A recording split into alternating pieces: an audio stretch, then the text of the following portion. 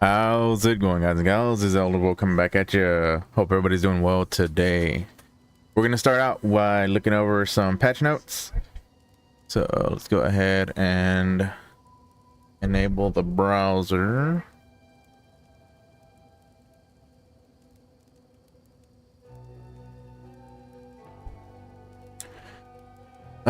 Right. Okay, so first off, I want to cover the fact that there is a light filter out for PoE2. Important items and sounds, map icons, hiding nothing. I wanted to publish a little mini filter since I've been asked nonstop to produce one after finishing the campaign, playing through maps for a day. I'm now feeling confident enough to create a public one. Feature highlights. Hides nothing, everything is shown, don't worry about it. Minimal use of sounds, beams, font size, reuse important visual sounds, cues from PoE1 filter. Highlights valuable drops such as currency, maps, tablets. Introduces a unique color for special gear progression items such as runes. Introduces a unique color for fragments and tablets, etc. Highlight for all important PoE2 currencies with minimal tiering. Highlights for rings, amulets, belts. Better gold visualization. Not yet implemented. Coming soon, hopefully. No filter blade support yet. No way to highlight tier items not supported by PoE as of now. No easy/direct way to install on console. No strictness/style supported. So that's currently how it is. All you gotta do is come here, click on the download, and you can get the filter. And they work exactly the same as they did before. Okay, now that we covered that, let's start with the patch notes.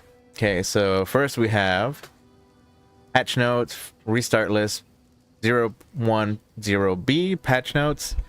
Gas grenade explosion base damage has been reduced from 150 to 468% at gem level 1 to 20, previously 240 to 749.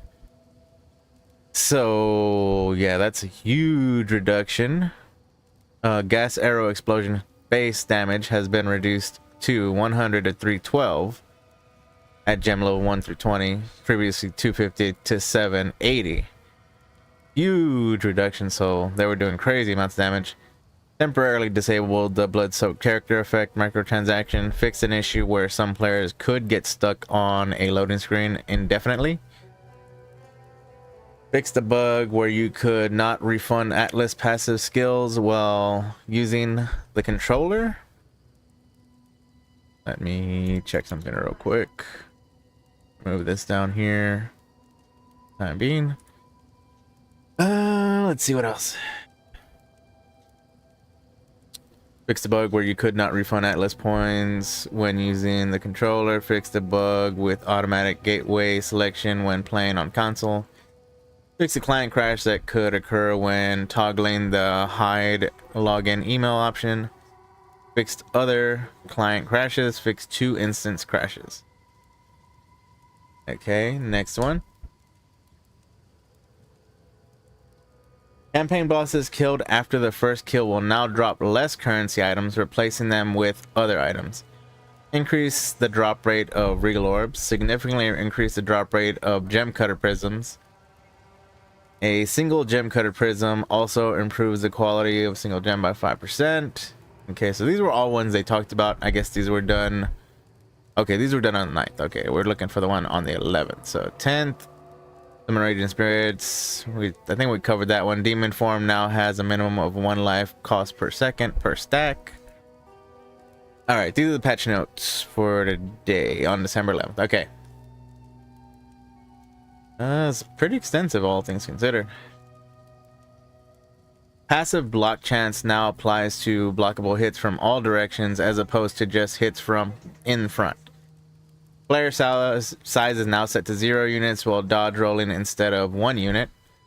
Some smaller monsters can now be pushed while dodge rolling. This includes monsters such as the Adorned Beetle in Keth. Those are the ones people were complaining about getting surrounded by and getting killed. Inscribed ultimatums and coins now display whether you will obtain an ascendancy skill point upon completion of the Trial of Chaos or Trial of the Sycamore respectively. Removed world map pins for encounters that were not from specific locations and areas, i.e. from monster drops. Improved attack in place behavior.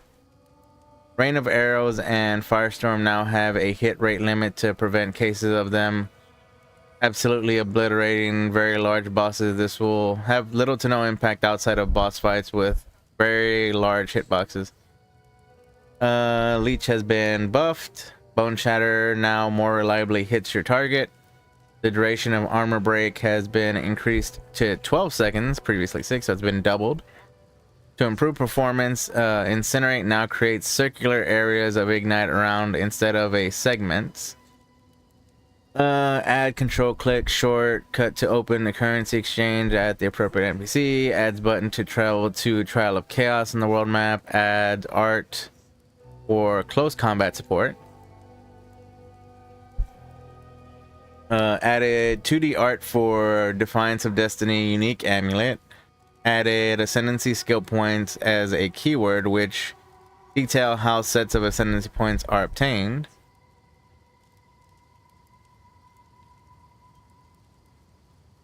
Added search functionality for gem cutters and vendors inventories when using a controller. Keybinds for searching stash on a controller have also been updated.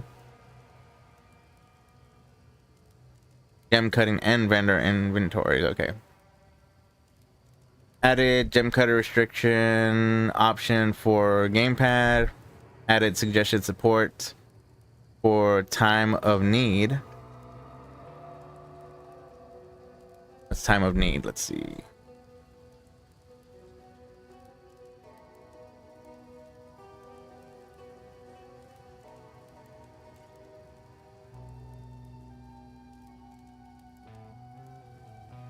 PoE 2 though. Have to look it up. Let's see what else. Updated suggested support for Bone Storm. Added an option for Bone Storm. Added an option for opening the trade website to the main menu for consoles.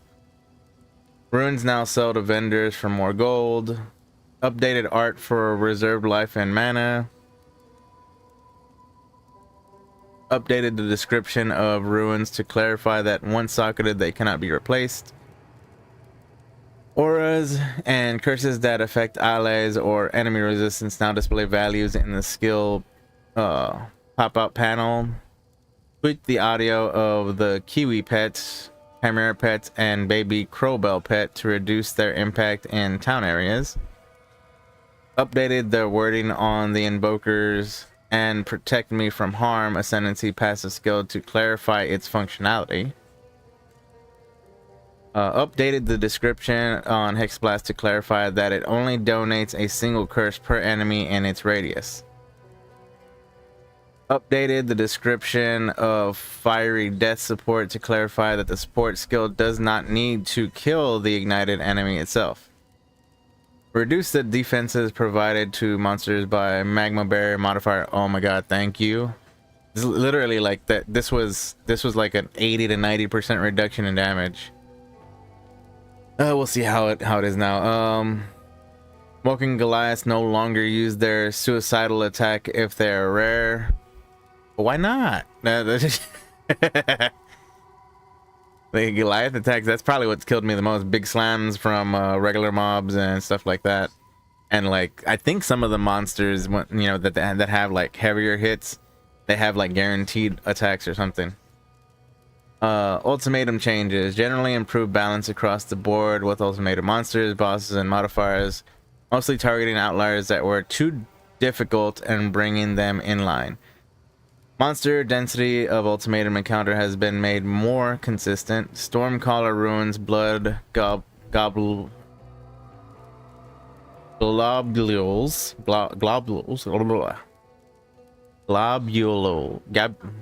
I'm not even gonna say it right. Heart tether, impending doom rings no longer spawn with a player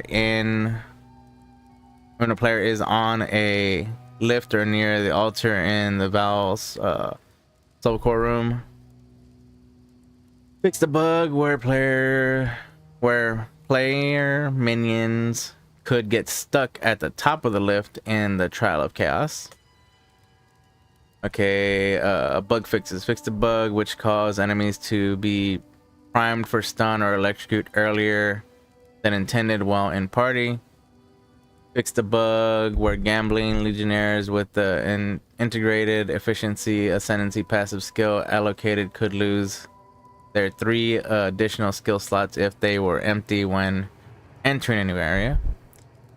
Fixed a bug with party members reviving when using WASD input where you could revive party members from too far away. Fixed a bug where Waystone found have a chance to be a tier higher on the Atlas passive tree wasn't working. Fixed a bug where the audio mix setting was not being remembered when restarting the game. Fixed a bug where one of the small passive skills in the Flesh Crafter cluster was not connected to the notable passive skill. It is possible for your passive skill tree to be reset if you had this cluster allocated. Apologies. Fixed a bug where you could not open a portal in a riverbank and cruel difficulty. Fixed a bug where some Dalmarth the Colossus skills could persist after their death. Fixed a bug where opening a full screen panel while disenchanting could prevent you from performing any action until you relogged. Fixed a bug where some fire spells such as Volatile Dead and Incinerate were not functioning correctly with Raging Spirits. Fixed a bug where buffs on your blood globules. There you go. I had to say it right. Fixed the bug where buffs on you expire slower from a prolonged assault notable passive skill, and other Chronomancer ascending passive skills was applying to debuffs and other effects as well as buffs. Fixed the bug where non-reviving minions were spawning a remnant from the Grim Feast buff when dying in your presence. Fixed the bug Infernalist with Pyromantic Pack ascendancy passive skill allocated where considered to be on low Infernal Flame if they were at 50 of maximum Infernal Flame or lower instead of the 35. Fixed a bug where the world map icon for Candleless in Cruel was not updating correctly. Fixed a bug where you could be unable to upgrade gems despite satisfying the attribute requirement by having the adaptive capability Gemling Legionnaire Ascendancy passive skill allocated.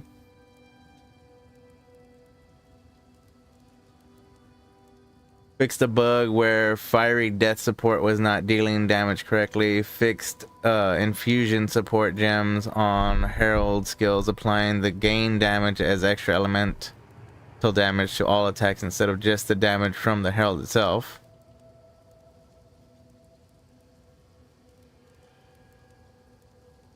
Fixed a bug where expedition encounters could fail to generate in the DK map. Fixed a bug where quality on the sacrificial skill was causing minions to revive 0 to 5% more slowly instead of more quickly. Fixed a bug where the exit portal for the final boss in Trial of the Secima did not visually display upon killing the boss. Fixed a bug where Sakura skills you didn't meet the requirements for were missing their name in the skill menu when using controller. Fixed a bug where Elemental Storm skill grants by Stormweaver Tempest Caller Ascendancy passive skill could sometimes place the storm underneath you. Fixed a snapshotting bug with the loads an additional bolt crossbow modifier. Fixed a bug where the contagion skill was not spreading poison. Fixed a bug where Tempest Bell could become invisible. Fixed a bug where NPCs were missing their name labels in hideouts when using a controller. Fixed a bug where signing into guest accounts on PlayStation 5 could delete your friends list in game. Fixed a bug where you could sometimes be unable to enter your hideout on PlayStation 5. Fixed 8 instance crash, 6 client crashes, crash that could occur on Xbox. Fix 3 client crashes that could occur on PlayStation 5.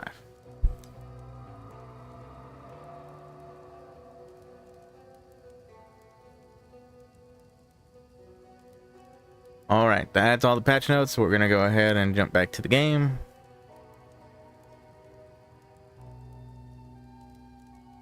And we're gonna continue our grind in maps.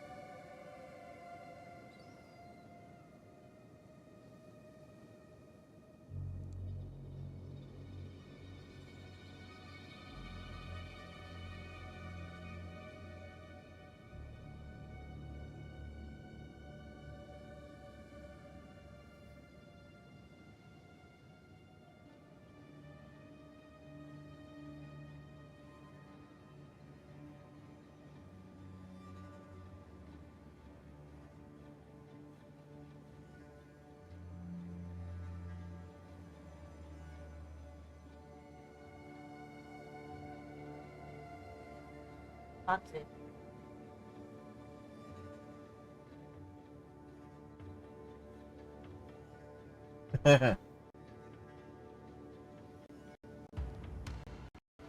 Hurt your heart. They didn't have the boxes. It's going all right, Silver. And how you doing, buddy? Yeah, I know.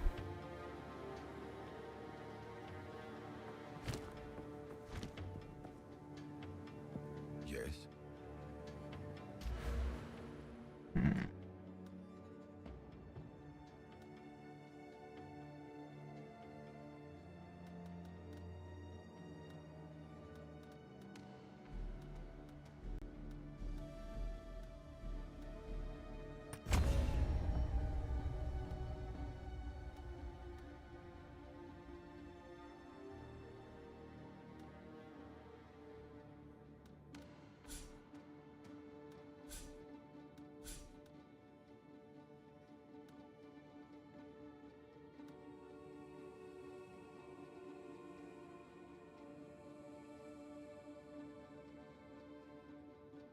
Oh, you'll kill him for sure.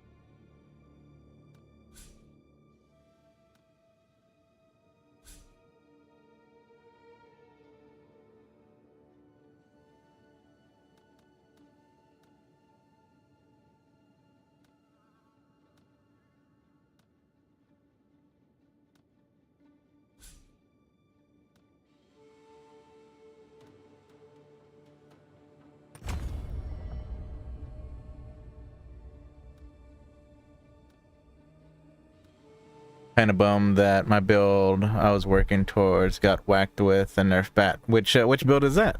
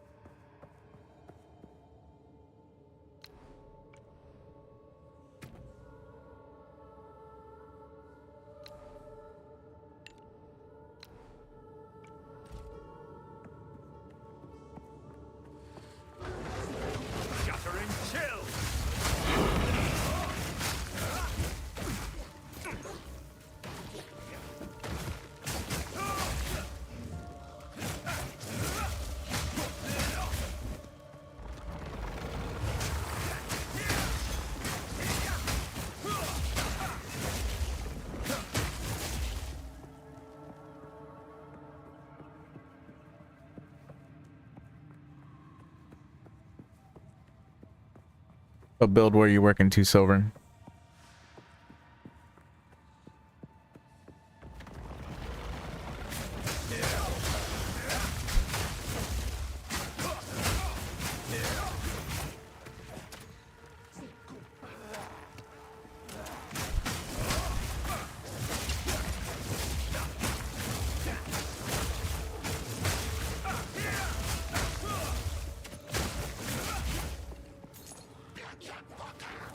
How'd it get nerfed?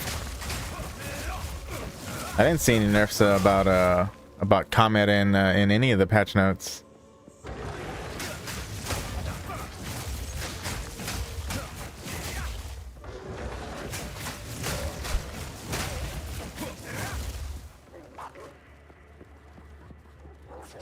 I got removed or what?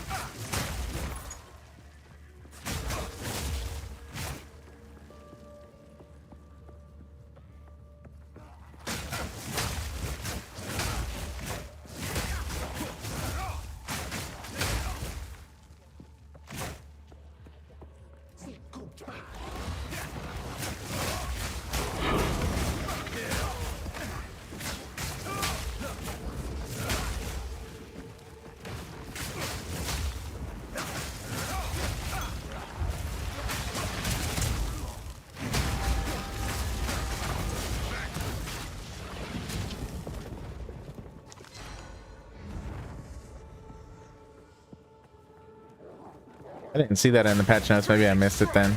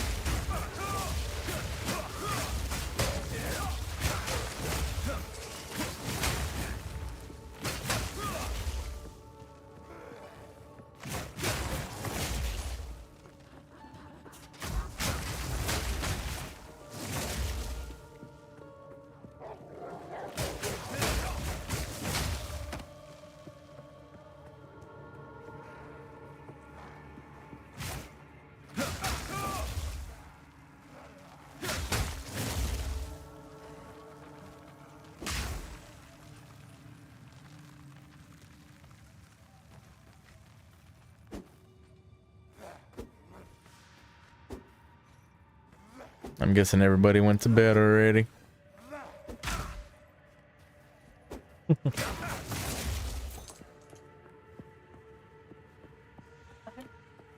I was talking about on Discord. Looks like everybody went to bed already.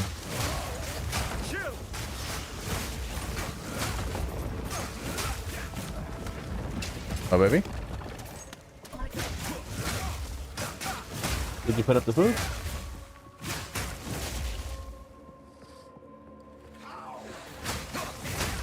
I can't hear you. Yeah.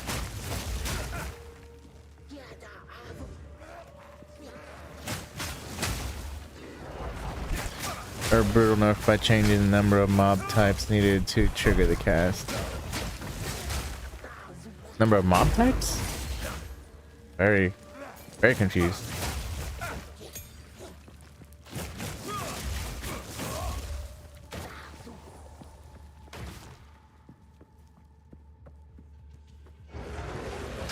I have to take a look at it. I was playing with it at one point, but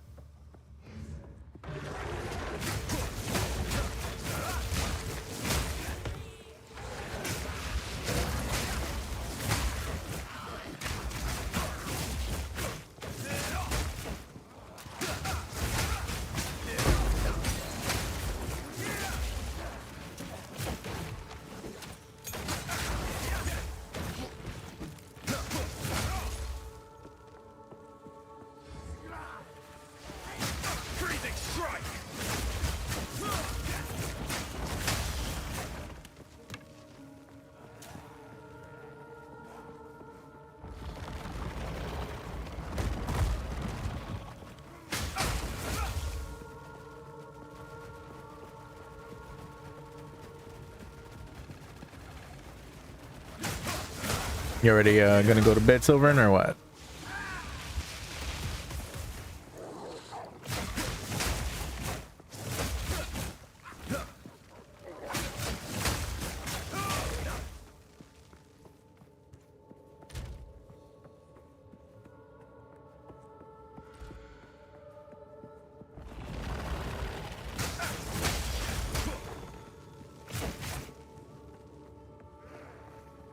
All right. Well, I'm gonna jump in the Discord if you wanna come hang out.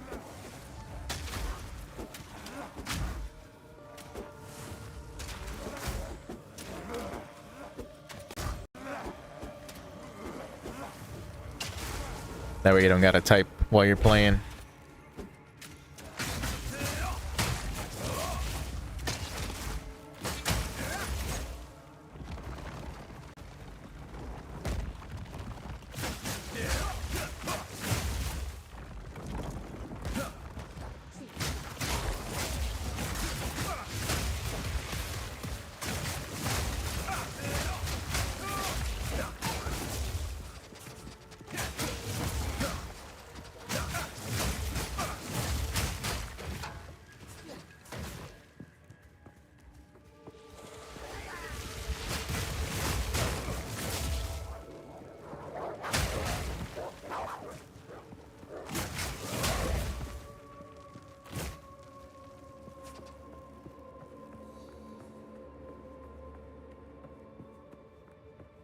Wait, hello, sir. How you doing, buddy? I am well. That is good. That is good. And I've slowly been working on my build, getting things more, you know, more damage, and improve the way that I wanna focus on it.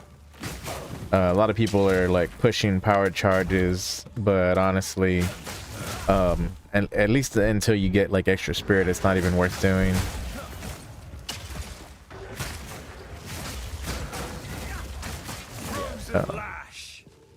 There's a way to automate the usage of them, so that Go got ahead. hit was how the big thing that got hit was how the trigger gems are affected, mostly the cast on freeze and the cast on shock.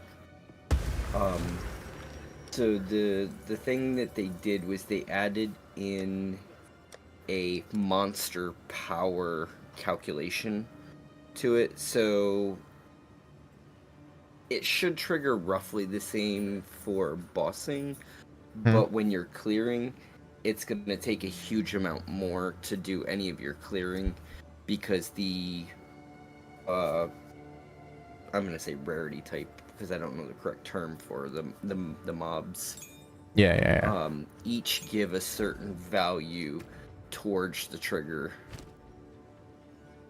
So it'll take 20 times more roughly for your cast on freeze to trigger with white mobs than it would with others.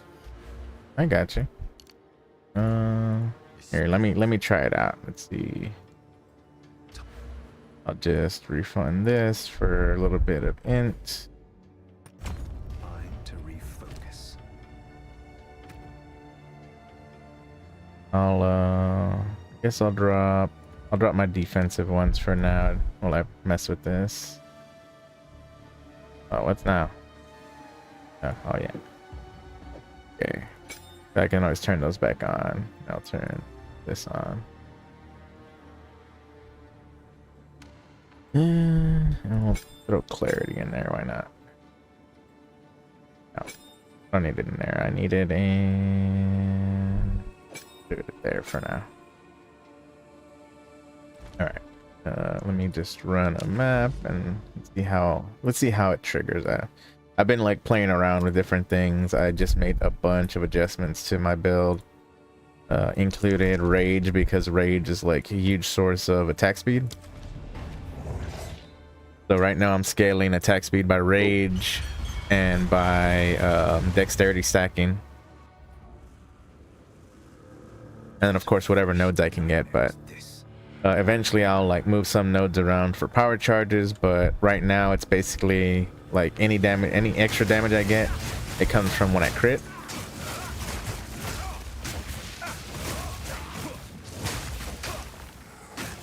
Yeah, so it's definitely not going off as often, but that's really not a big deal. Let me see if I can find a rare mob. Try it on a rare mob, see how it goes. Though I might kill the rare mob before the meteor drops.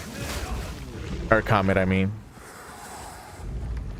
Like, I'd take out a group like this. Yeah, see, like by the time the comet drops, I'm already like, they're already dead. What's up?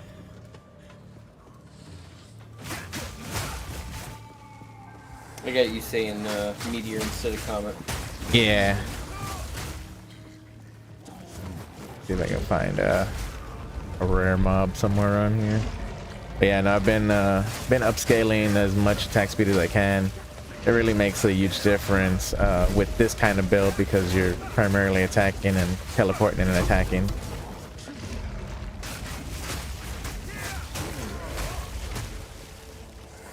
Come on, rare mob, where are you at? I'm so glad to have even a light filter from Neversink.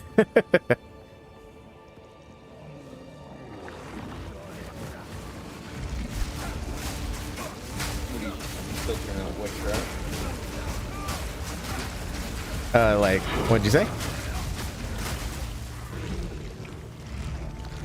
Are you just filtering out white trash? No.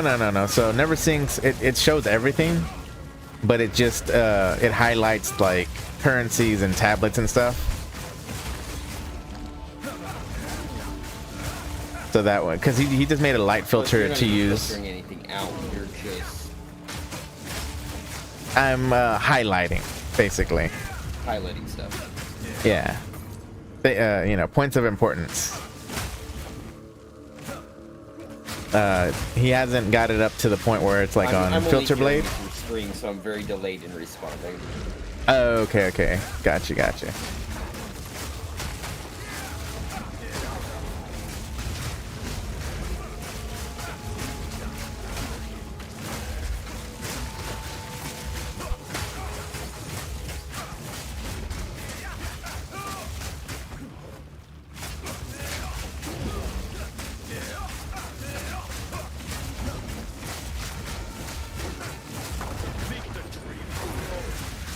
Yeah, it's definitely a lot slower.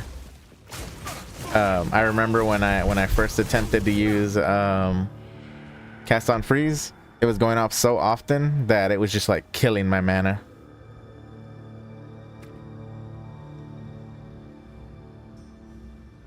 I will put these back on, put my defensive auras back on. If they were to pick a middle ground on what they did, I think it would probably be okay. Yeah. I think they went a little overzealous on the. Well, I know they're really trying to like pull back on the power creep, because I know they had to really fix the like gas grenade stuff. I don't know if you saw like the nerfs on that. The gas grenade and No, I'm only paying attention to what I'm using right now because I. Yeah, no, they did a huge pullback. Like, I think the min damage on gas grenade was like 250 or 240, and the max was like 740 or something like that, and they pulled it way back to like 150 to like 350, I think. You know, from level 1 to level 20. So like, I already knew stuff like that was gonna happen, because I mean, I already knew that people were gonna be abusing the systems in the game.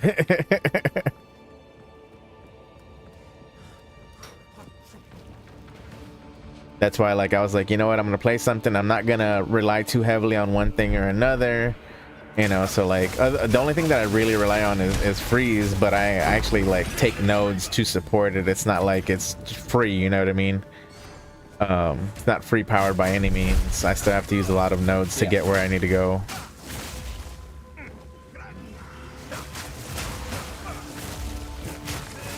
How late is it on stream?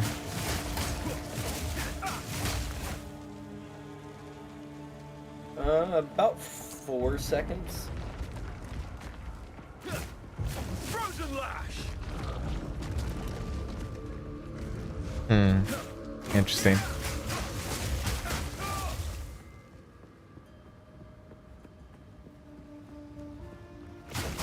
Yeah, like that'll be my next big improvement, is once I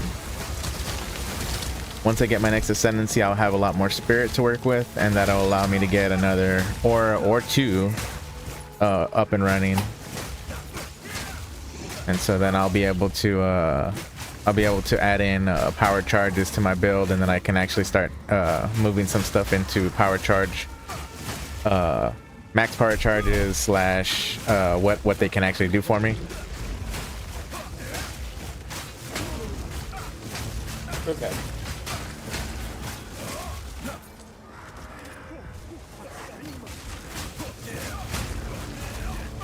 And I finally got a weapon upgrade. Like it taken forever, but I finally got one, so I was super excited about that.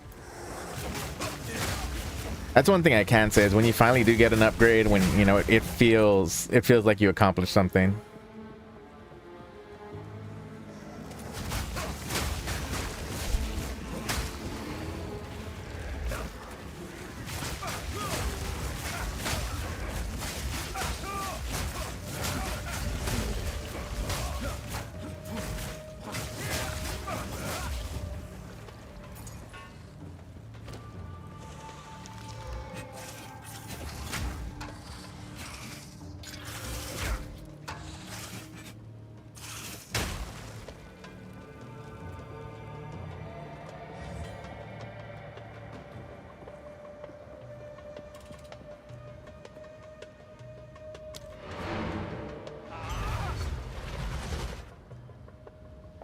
Yeah, because it's pushing the whole power charge thing early on before you have spirit beyond 100% means you have to drop defensive auras and stuff. And honestly, I don't think it's worth it. Yeah, you get damage, but honestly, you get a lot more from just increasing your weapon. And then another thing to scale properly would be scaling the crit on your weapon, because it'll, so like for instance, on my main attack, my ice strikes, my current, hold on, let me attack real quick, or let me move. My current crit hit chance is 26%. Just by increasing the crit on the weapon by like 3, which you can get up to 3% or maybe even higher than that. Just by increasing it by that though, it'll go all the way up to like 35%. You know what I mean? And so there's some things that just make it a lot better once you start solving those other issues. But being able to stay alive is definitely important for me, at least, when it comes to when I'm playing a game. What is it? I don't like dying constantly, and I've been dying. I've been trying to like work on different things. So cursor tablets.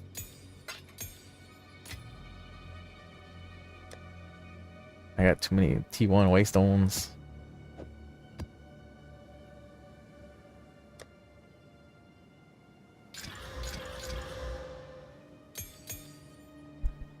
Supposed to be running T4s, but I need to drop some, but I want to build up some more T2s and stuff before I do that. So I've been running like just the blank zones, ones that don't have anything special in them.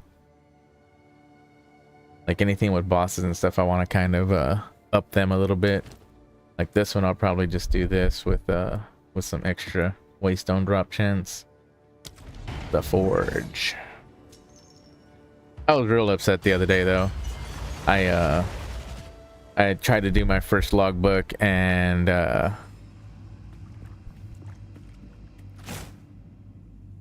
I mute myself in Discord? Is that why you were just hearing me from the? Yes, sir. I didn't even notice, man. My bad. That's alright. I thought I had it on.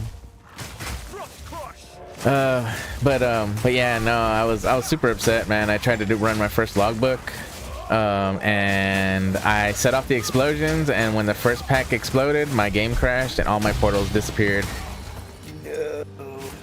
I was pissed. I was like, bro, I was so excited to do it. I want to do expedition, so they changed the mechanic quite a bit. I don't know if you want me to, tell you about it or not. Oh, please, by all means, because I'm learning as if. So I didn't have enough knowledge of Poe to even bring Poe 1 in. Well, you remember what you would do with ROG, right? Where you would pick an item and you would be able to like add stuff or remove stuff and whatnot. Like you'd be able to work on the item. What up, Fat Pally? How you doing, buddy? But yeah, so technically what they did is they split up item types. So weapons are with Gwenin, armors are with ROG, and then jewelry is with Tujin. And so you use their currencies to pick items and then work on them just like you did with ROG. So they split everything apart, so you have more options, I guess, since everything's a little bit more focused on gearing. So I think Expedition is like super strong early on, especially. Obviously there are other systems that are like really good, but like even though I'm strong, I'm still a little squishy to be doing breach, because you literally get swarmed like so hard. But at least with like Expedition, you can kind of take your time. Chillin', bro. I got you, Fat Pally. I got you. You start playing PoE too. But yeah, as far as like Expedition goes, you can kind of, you pick and choose what remnants you add. You know what I mean? And so you can be like, all right, well, I'm not super strong right now, so I'm just gonna run the mobs. I'm not even gonna run remnants, and do it that way. Or you can just add a couple of remnants that are really positive and not a lot of negative for yourself. Whereas with breach is just like you click you walk over the hand and you just get swarmed. You're addicted to Satisfactory. Gotcha, buddy. Gotcha. But yeah, basically it works like that. So they separated item types. So weapons are Gwenin, armors are Rog, and then all forms of jewelry are Chujin. And then you get, of course, you get the there are specific currencies that relates to them, and so that's what you use to roll the item. But to re-roll all of them, they all use the same currency. It's just the exotic coinage. So to re-roll their inventories, you use that. And then they have their own personal currencies that you have to use. But they did make some adjustments so that way you can't abuse it like super hard. So when you roll an item, you remember it would give you an option, be like, okay, re-roll prefixes, whatever. Yeah. Well, every time you do, like, you want to skip, it's gonna double. It's gonna double the amount that you have to. Yeah, it's gonna double the cost of your next action. Ouch. So you have to make sure you have the currency to like work on an item. If not, then you're literally wasting your time. Now, I forget, can you stop midway through the process of working on something and come back with it if you've gotten more currency? I'm not 100% sure, but I think you could. Okay. I think you could like just completely exit and then come back. I think I might even try it just to see. Oh, boss time. Let's see how this goes. This should be pretty easy, honestly, after all the upgrades that I've gotten. Let's see. So, and then you can see my damage. So my damage starts at 7k right here, but as I build rage, it'll shoot up higher and higher. All the way up to 17k, and then I can drop the bell that lowers my rage.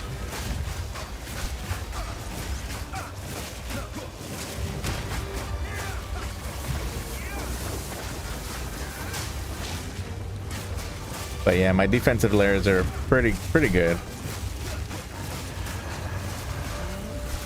Oh, don't die. Still can die to one shots.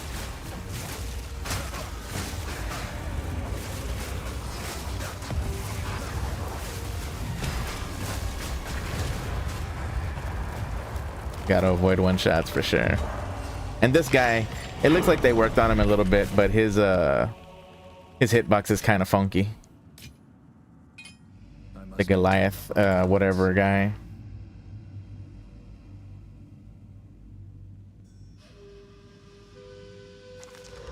And I don't need mana.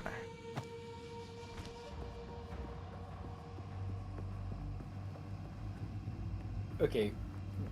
You only have 17 in your stack of scroll wisdoms. Why in God's green earth would you keep mousing over that damn thing and not pick it up?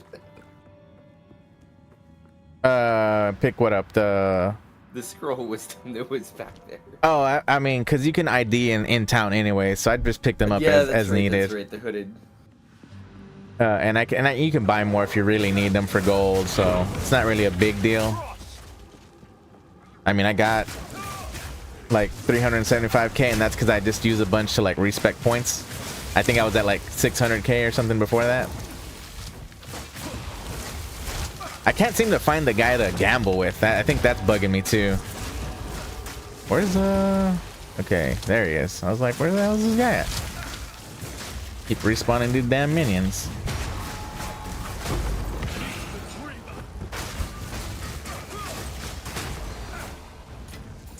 See, I don't like how easily you get trapped.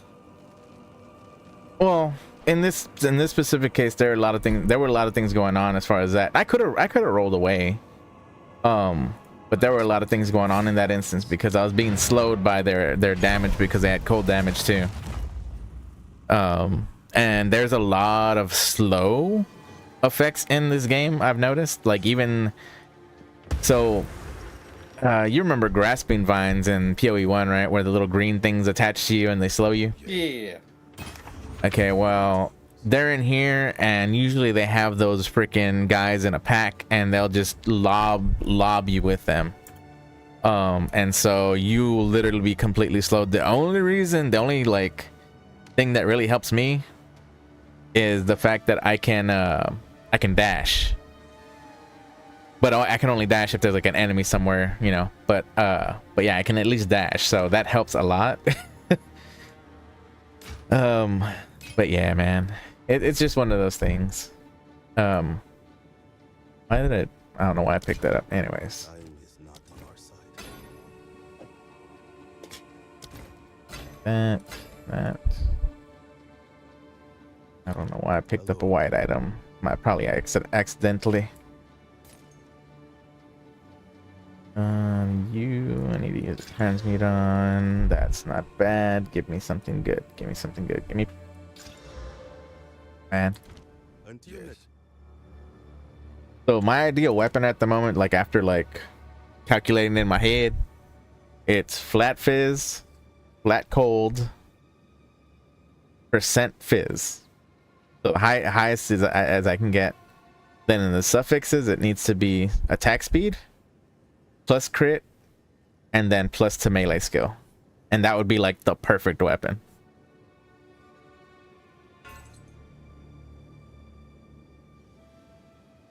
Oh man, I'm definitely gonna use this though. Where's my skill at?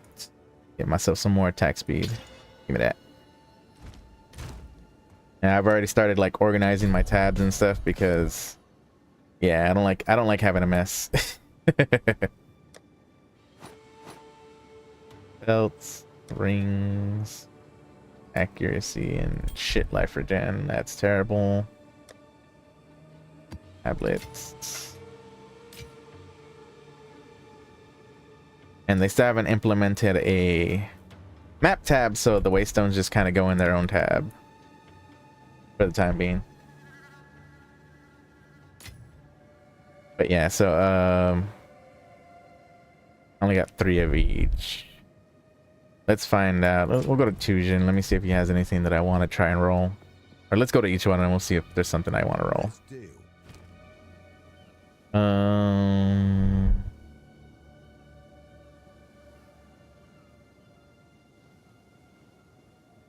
Don't got any bases I want. Okay, so this gold ring. So first you have to pay 1. So I only have 3, so I'm not gonna be able to finish this, but we'll find out whether it stays or not. So gold rings are pretty good. So I'm gonna pay 1 to buy it. So now I'm down to 2. Add a modifier to make it rare, which I can do. See, if I press skip, it says skip causes the cost of the next craft to be 50% higher. So it doesn't completely double it, but you know what I mean. There's no rounding involved, so okay. So I ran out of stuff. So if I exit out and then I come back to them, yeah. So yeah, you can exit out and go back, so the item stays there. That's good to know. Still there, Silver? I am. Did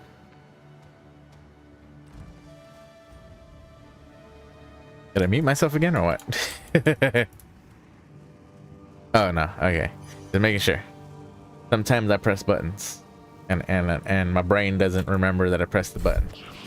I'm picking on my wife because her and her mother have been trying to figure out plane tickets to go down and visit down in North Carolina for the Christmas time frame.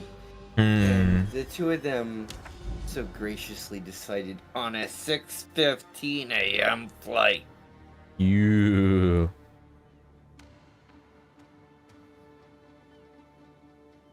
So I'm picking on her. Ah. Whatever makes you happy, man. Picking on people makes me happy sometimes too.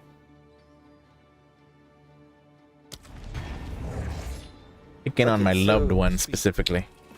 When it says such and such from attack or with attack, so gain 2 life per enemy hit with attacks, that literally means that it has to be from a physical swing? No. Or does that mean Every attack in the game is now considered a hit.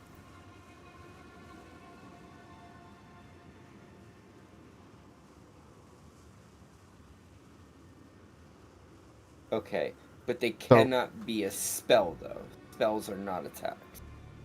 Well, if it specifically states attack, then yeah, it would have to basically say like attack in the. Well, see, I don't even think they have attack in there anymore.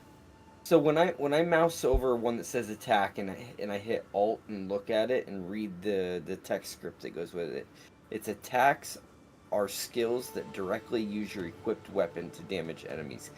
Spells are not attacks. Is what the flavor text says. So if that's what it says, then yeah, it's any kind of attack. Like it can be a ranged attack as long as it's an attack with your weapon, I guess. Okay. The only reason that I find it funny is because like they literally changed the way the game works, because now spells are considered attacks. That's why you can actually evade spells now. Okay. Because I know it does say down here attacks do not necessarily deal physical damage. They can deal damage of any type. It's just I follow it's you. one that requires the weapon. Is what you understand it. Yeah.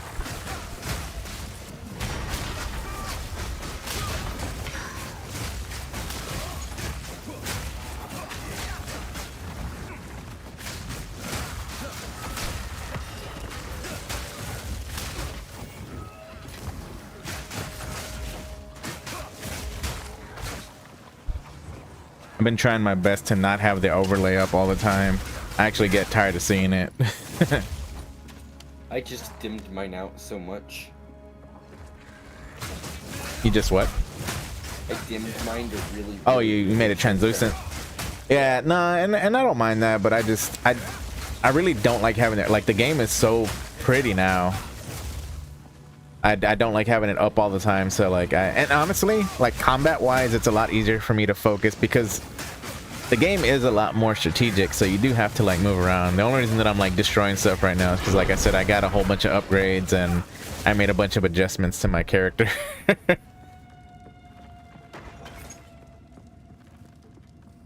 And I'm supposed to probably be in like, even though it says T4s for me, I'm probably supposed to be in about T6s to T8s by now, with how high my damage is. Which I say high, it's not even high. It makes me laugh because like we're so used to like millions of DPS, you know what I mean? Mm-hmm. And my damage is like 17k.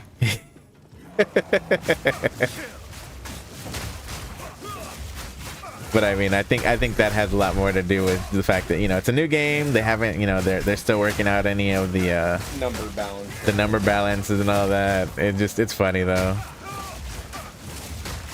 I do know it gets very, very, like, a lot harder the higher tier that you go though, because I did run like 1 T6, I think. Ended up dying because I just got like swarmed, but again, that was before I got any of my upgrades, my weapon or anything like that. So hopefully I'm a bit better off now.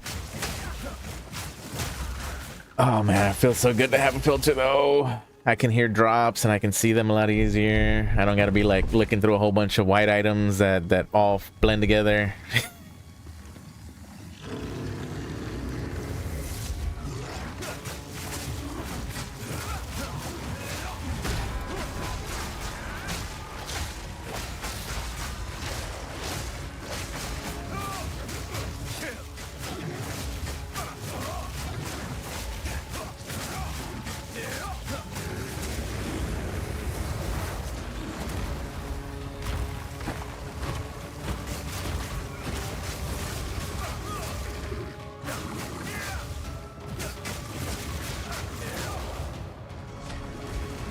Where'd you go?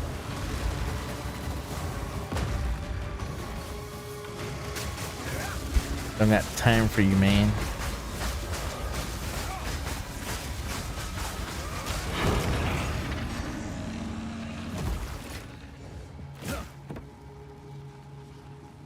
Yeah, I'm still trying to find a better weapon. Like, even though I upgraded it, it's still not like a great weapon. It's probably about a 300 DPS weapon or so.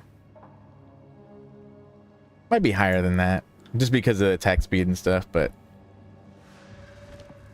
I think I still needed to throw an exalt on it at that. I think I got, or 2 exalts on it, because I got room for a suffix and a prefix still. If I can get crit on this, oh man, that'd be crazy. Or even attack speed would be fine too, but either one of those would be awesome. And then if I can get like probably flat fizz would be good.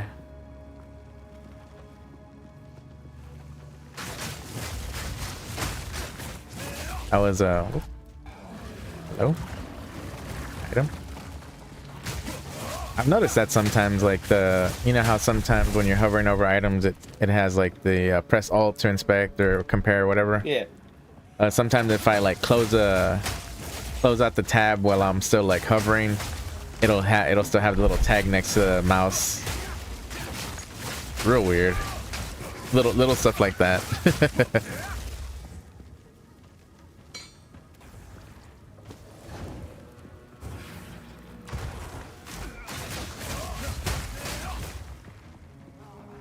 Yeah, no, I've really been enjoying the game. The game's excellent. This is pretty much what I expected from D4. From D4. Yeah, when it came out, Yeah. like I was anticipating what I would have considered to be like the next like golden, you know, golden rule for ARPGs, basically like D2 was back in the day. And it definitely was not that. This is the next standard. Like this is the golden standard of ARPGs now, in my opinion.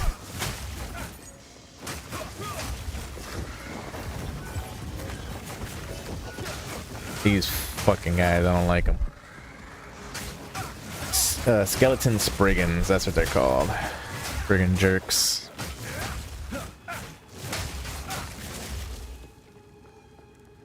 Oh man. Yeah, I still am very much in belief that skills need way better balancing. Like the mechanics, the mobs, not bad, but having access to a better move or avoidance outside of the roll would be pretty important, because the only thing I seem to actually be dying from while leveling is getting pinned against a wall by a huge amount of trash. So to me, and I'm not saying like it's not a skill issue in your specific case. What I'm actually saying is it's a damage issue. If you're getting pinned by trash, you're definitely not outputting enough damage, even for your level.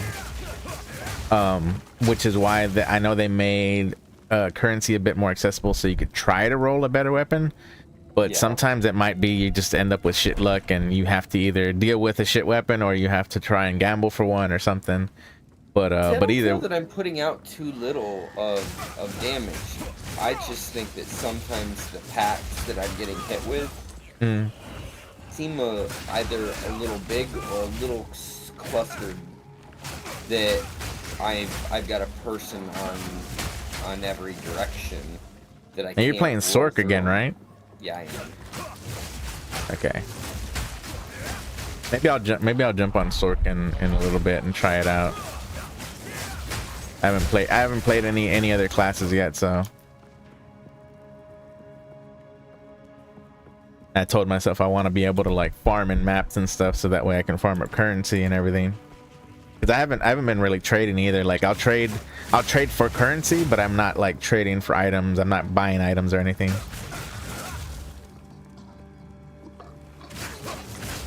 I'm mainly using the currency to try and craft for myself and that sort of stuff.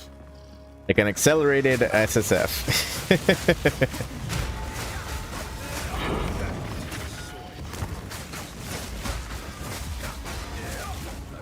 All right, I need one more.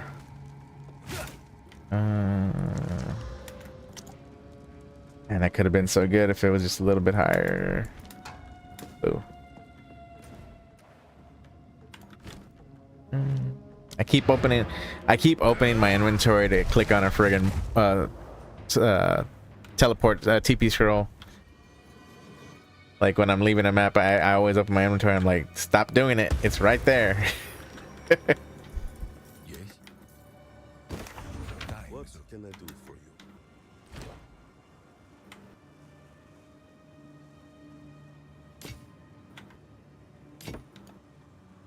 I know his name Red Knight was telling me that Warrior was like trash, like early on at least.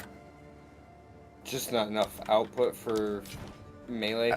I guess so, but I mean, I'm super curious to try, but at the same time, I've been so focused on just like trying to get my character up to par. You know what I mean? Mm-hmm. But I really do want to try everything. I'm just so into it right now with Monk.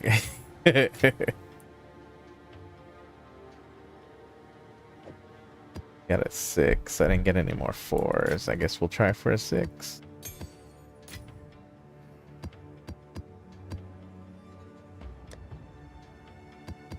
Not even organizing these anymore. It's pain.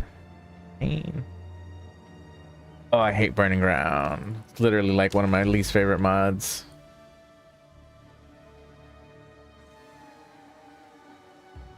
Let's just do a regular area with no... Oh, wait. Before I do that, what am I doing? Where'd I put that at? Give me that back. I totally forgot I had a breach in here. Go try and do it before I disappear. Breaches are... So the breaches in this game remind me of breaches when like at a much earlier level where like you just get swarmed like right out the gate. It's not like the breaches in PoE 1 now where like it opens up and then there's like monsters kind of a little further away from you. It's like they spawn right there on top of you. Pop it, here I am. Yeah. So you gotta be ready. There ain't no I you know.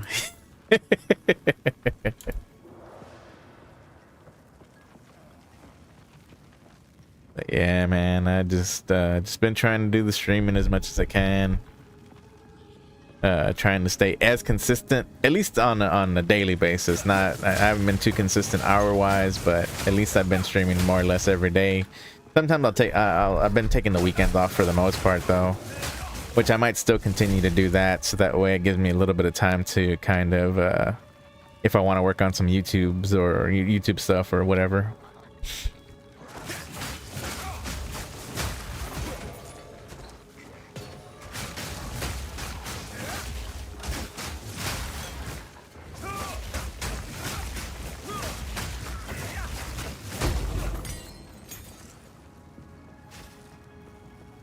Oh, it was down here somewhere. Pretty sure I skipped over it. That's one thing I do want them to do is like, even if, so right now basically on maps, while you're killing, once you get down to like 200 mobs in the area, it'll actually like pop up and highlight where the last rares are, because you have to kill all rares to clear a map.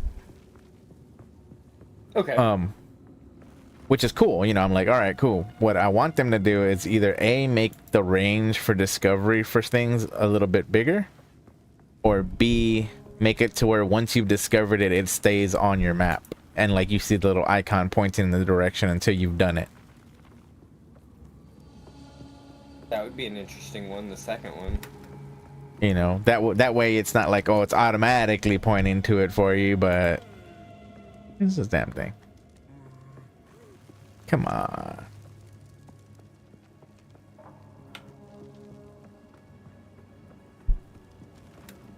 Oh, I passed it.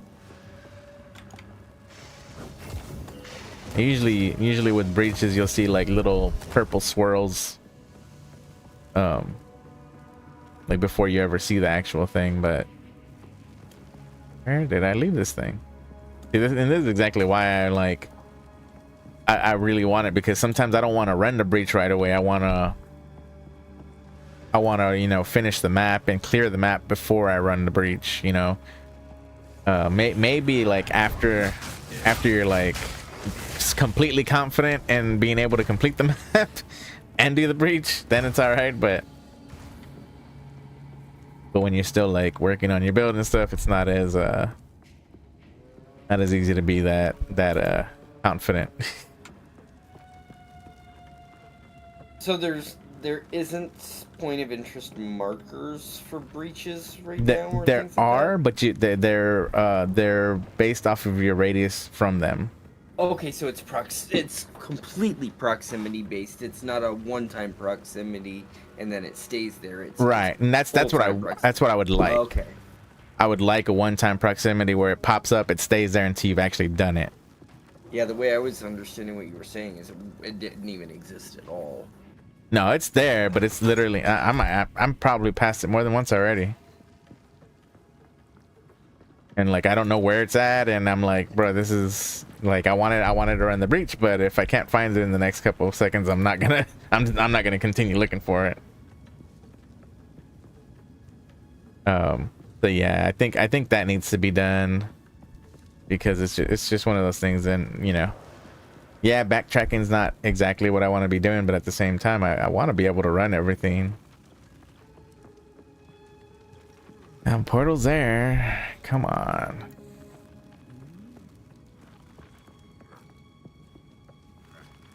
Did you cut up into that center spot right there at all? I don't think so. Like that's why I'm trying not to go into areas that I haven't gone because I know it has to be here somewhere.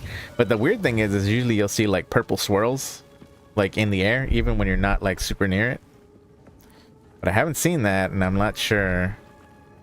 Now, was it up here by the boss area maybe? Was it up top? Nope. I don't see. Never mind, it's fine. Not gonna waste any more time trying to find it.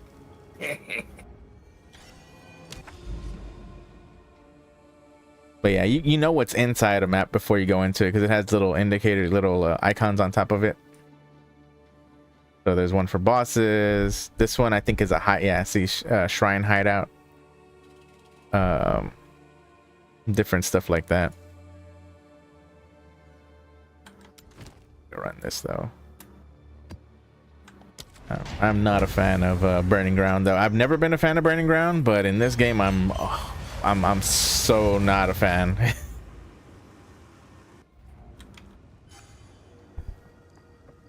It's visually you can see it, but man, it hurts so bad.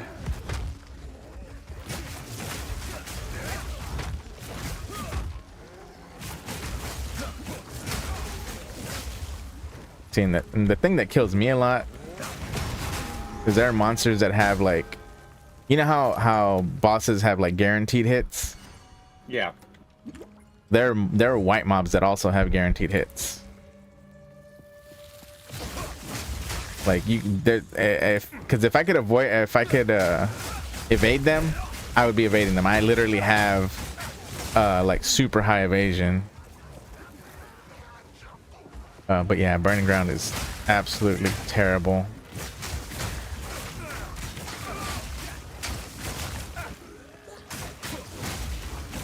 I gotta get more resistance to fire for starters, but I gotta find a way to like just completely nullify this at some point.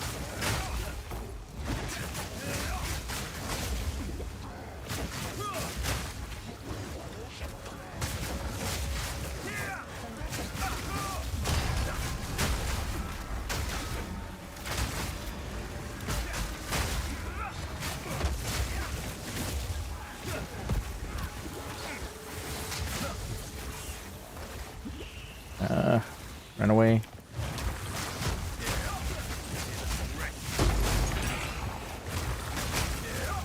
And one of the biggest things so like anything that slows is super deadly for me, and then anything that's like ranged, super scary. If there's like huge packs of them, friggin' terrifying.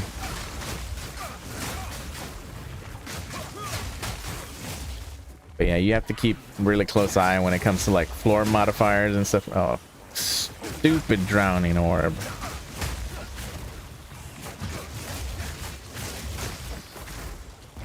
But yeah, you gotta keep a close watch so you're not standing and stuff. I've died so many times to just like random stuff on the floor, and it's not like you can't see it. It's just you gotta pay attention. Like this game is one you really have to like.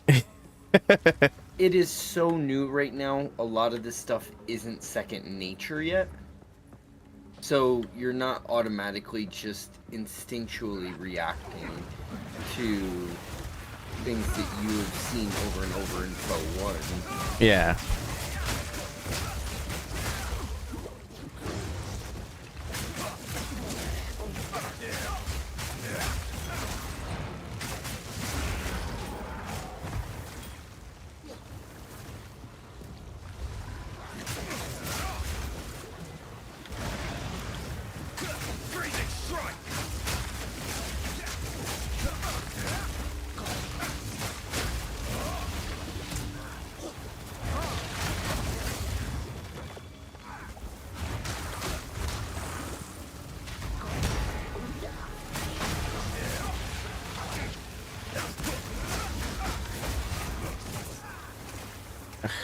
So much burning ground.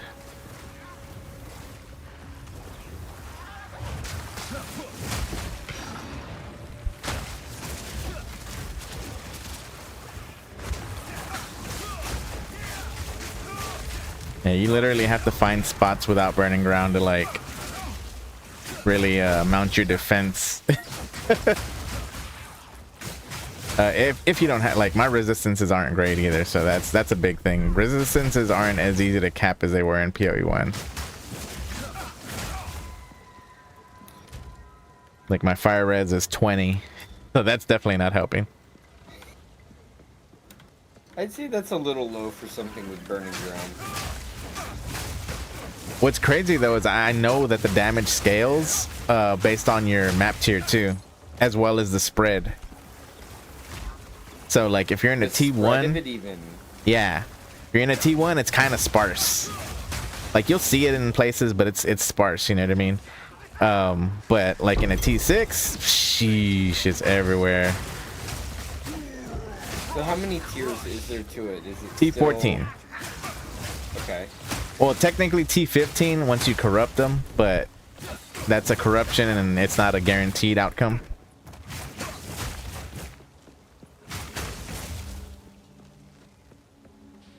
But yeah, technically T14 is standard drops, and then T15 you have to roll it with Val Orbs.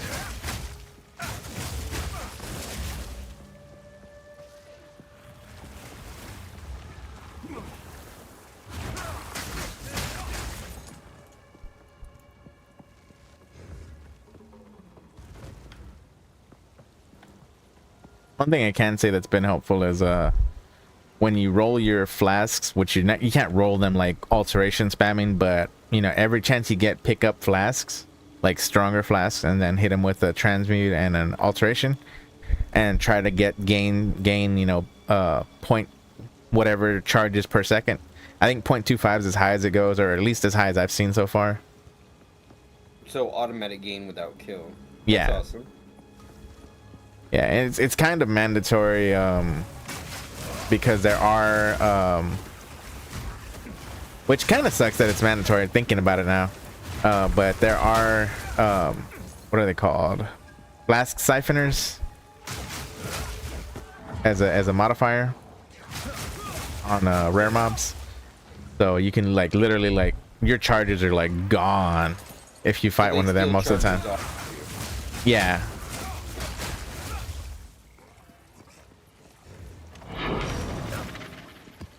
This was definitely a lot easier. This T6 was a lot easier than the first time I ran a T6 though.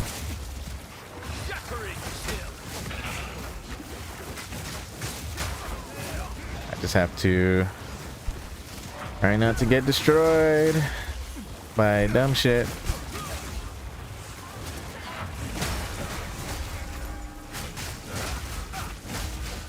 Where are you at?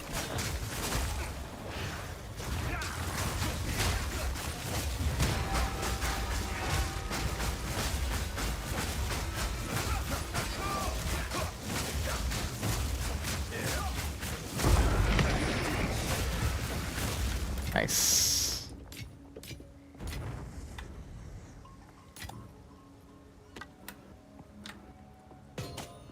And to me, at least for my build, Iron Ruins are like super OP.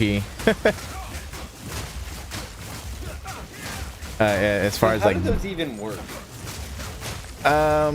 you socket them in gear, and depending on if it's a weapon or an armor, it gives you a specific stat bonus. Period. Could be life, it could be mana, it could be resistances. In my case, I use iron ones. Iron ones give, on weapons, they give 20% increased physical damage. And on armors, which is another, like I use them on my armor too, they give bonuses to your defenses on it. So if you're doing like, you know, like on mine, it's giving me an extra 40% increased armor and evasion and energy shield. So I only have evasion and energy shield, but still it's 40% more than I already had rolled on my armor.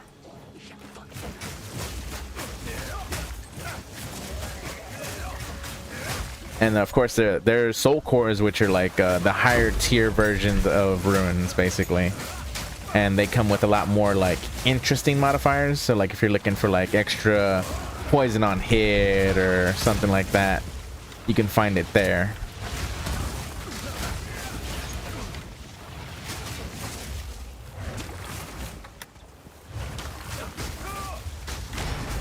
Ooh, I'm gonna die. I'll standing on burning ground again.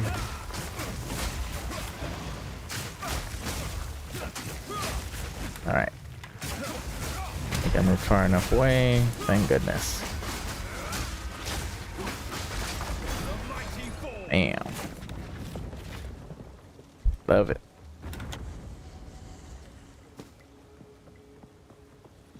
And you get a big old indicator. Map complete. So at that point, you can leave the map, or you can finish clearing it, or whatever you so choose to do.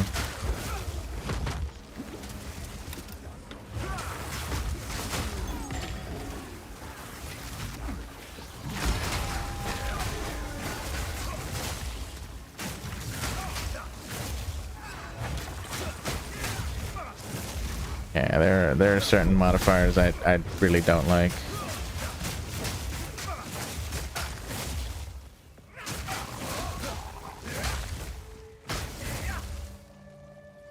Yeah, map's clear enough. Plus we got some decent loot out of here already.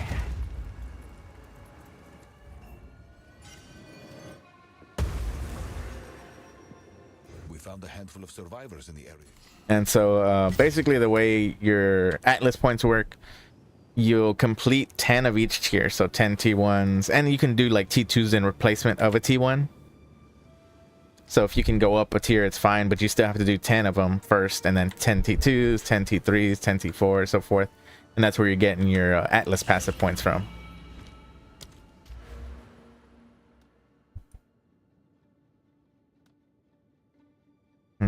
Do I want to try to get essences?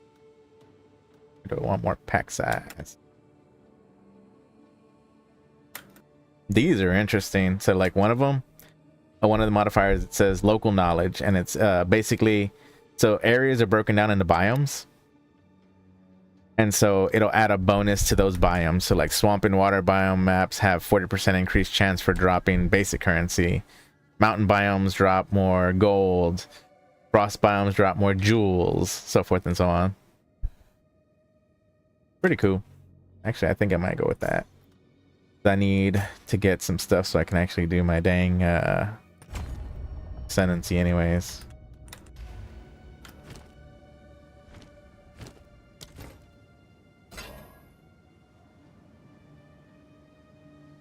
And then if you need like armor scraps or weapons whetstones and stuff, if you find, okay, so for you it's a little bit different. So wands and staves, they require specific quality currency. They're called Arcanist Etchers.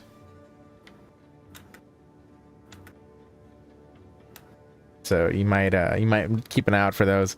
I don't know if you want me to send you the link so you can get the light filter that'll point stuff out for you. Mm-hmm. Don't die. I'm trying not to. This is the closest I've ever come to beating the wolf, dude. Yes! Got him. Holy crap. Good job. Alright, well. You're like, I feel accomplished. And I think that's another thing is like, there's such a feeling of accomplishment when you're doing stuff in here by comparison to a lot of other games. Oh yeah, there absolutely is. So the mechanics themselves weren't that hard. Yeah, The thing I was having the problem was I wasn't throwing down enough damage when I was staying primarily frost, because I'm assuming he has a frost resistance. yeah, So I was he's trying cold to do based, so yeah. damage while avoiding everything, and it was just kicking me in the teeth. Yeah. So what did you do? I actually went and swapped to mostly lightning, and I was running spark over flame wall. Okay, yeah. So you're using projectiles through flame wall to get extra damage. Gotcha. Because the frostbolt over flame wall wasn't helping, because it just wasn't. Yeah, And I didn't have enough to go anywhere else yet. I gotcha. And like one node that I know is real strong that I picked up because I know I'm not gonna be taking the crit nodes from my ascendancy, at least not yet. Is way up at the top on the tree. It's over here to the right, so your starting point's right here. It's all the way to the right side, northeast. Okay. But it's a node called Heavy Frost. So it increases freeze buildup, but it also hits ignore elemental resistance of frozen enemies. So their resistance is 0 when they're frozen.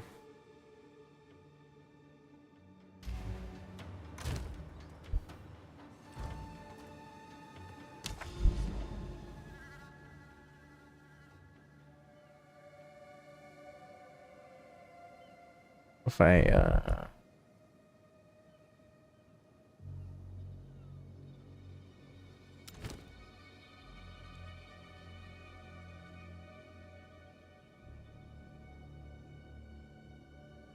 I'm curious. Let's see.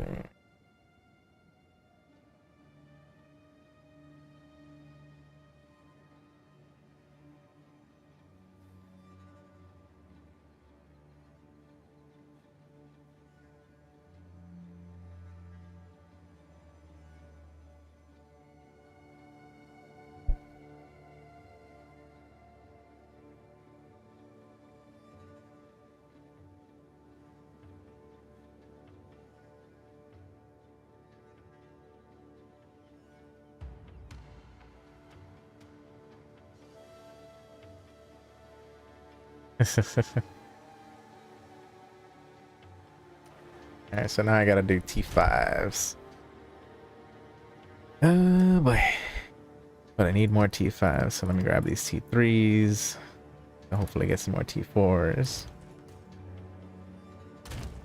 I could tell you more about the Atlas once you actually get there, but I just wanted to tell you some of the basic stuff, like stuff that just to keep in mind what you know for what you might want to do later on. Okay. I don't want to give you too much information. Not trying to ruin the game for you. I promise you won't be ruining the game for me.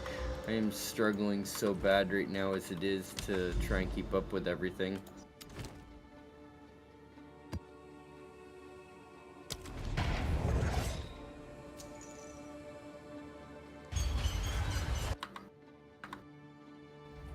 Let's see what the seer has for me today. Hail, traveler. Choose. Have one of those.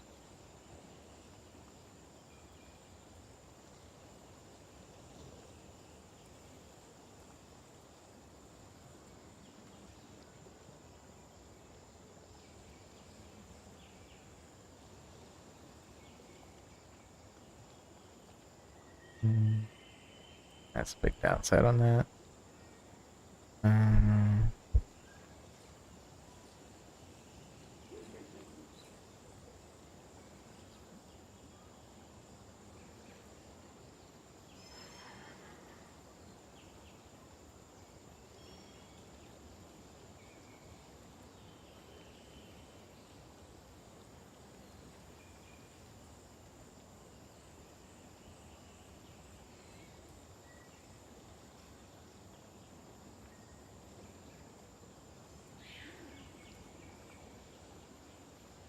Okay, here's one for you because I didn't catch it while I was going through the initial start of things.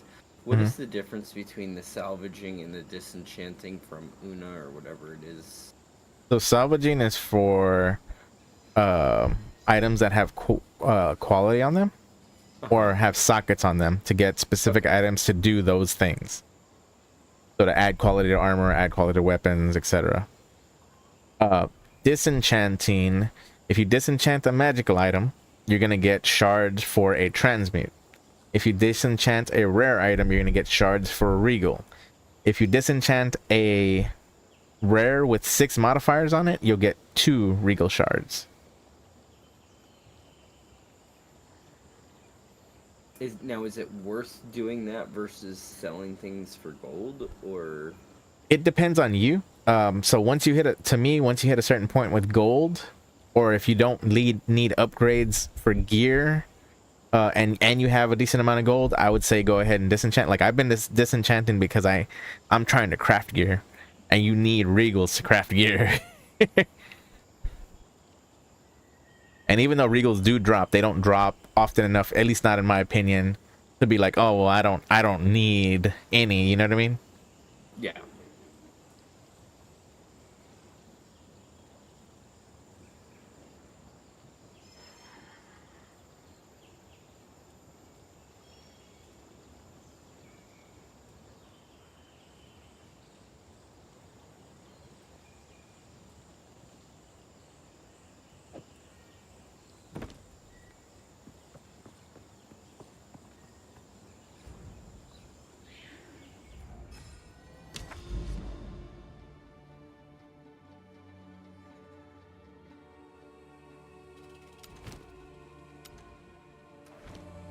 Must be a way to complete it.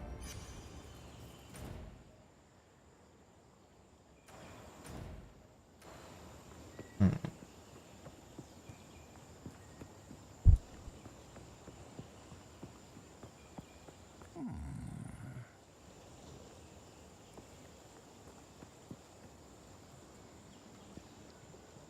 Oh, that's so funny. The nameless seer in PoE1, he's bald, right? I thought he was. Maybe I'm tripping.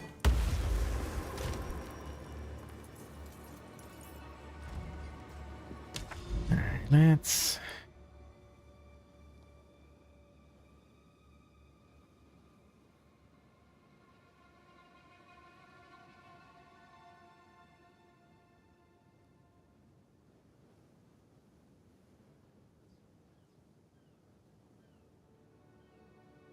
I even already found like the main boss area. Obviously, I can't get into it yet because you have to do some stuff. But I found the tower thingy.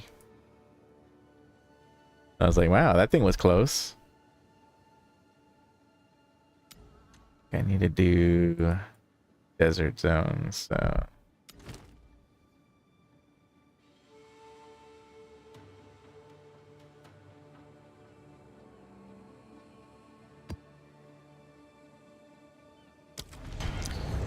and extra damage modifiers are definitely scary. Like monsters gain blank is extra, like fire is extra, or whatever. Stuff's scary. Just overpowering or It what makes it so scary? is. So I mean, I guess again that goes back to the fact that I don't have like really good resistances. But to me, it was terrifying. I had one. They were just doing so much damage to me. It was insane. But I mean, so I highly recommend if you can get, you know, decent resistance, maybe like even the 40s before you hit, or maybe not before you hit mapping, before you hit maybe like T4 or T5 maps. T1s aren't too bad, honestly. T1s are like a fun little like, you know, I can start mapping and getting loot and whatnot kind of thing. I think all the way up to about T3 or T4, and then once you hit about T4, T5, it starts getting a little bit harder.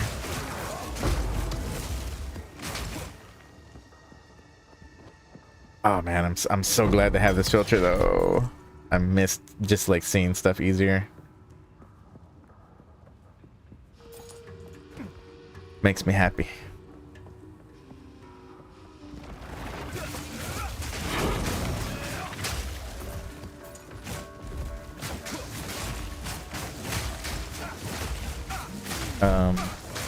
Pretty much all floor effects are kind of, you know, pains in one way or another. Chilling, of course, is gonna slow you down quite a bit. Fire, like the burning, of course, just hurts. Like it just hurts so much.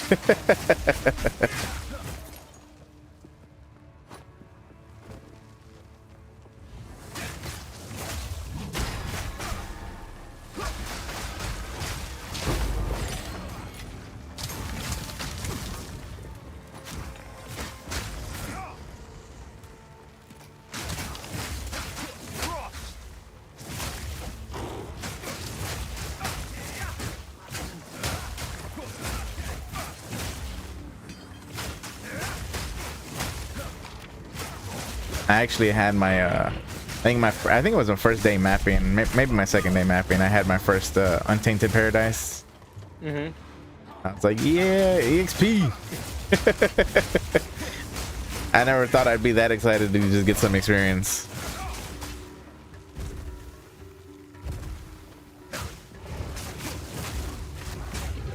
It's like I'm only level 75 right now. And like I've been grinding, man. Like I've been putting in hours on this game. Like people that are already past me, I'm just like, man, y'all are crazy. Like I know Empyrean and his group, they're already running Juice T14 maps and but then again, he has a whole team that works with him, so.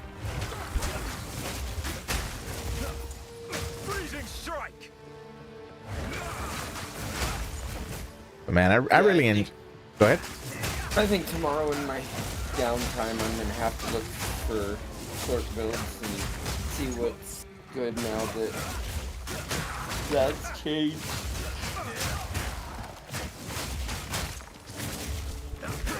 Because I don't have the skill to look through the tree and be like, oh hey, yes, this all go good together. This build I'm gonna want to focus more on life or energy shield or something along those lines, or am I going to be a mana starved build where I need to focus on mana regen? I just don't know how to do that. So in general, mana shouldn't be too big of an issue. Yeah, you might rely on your potion early on. But in general, it shouldn't be too bad because on a base level, what they did is they literally doubled the amount of base mana recovery. Okay. So just getting a few nodes where it increases that, like increases your base a little bit, makes a huge difference. I mean that's the best thing I could say. You know what I mean? It's they did a really good job in my personal opinion with it. Because at first I did use my mana potion quite a bit, but now I actually use my mana as my defense, at least partially. Because I have damage taken goes to mana first. I think I have like, I don't know, like 12 or 15% or something. Okay. So that helps a little bit with damage mitigation once my other defenses are surpassed.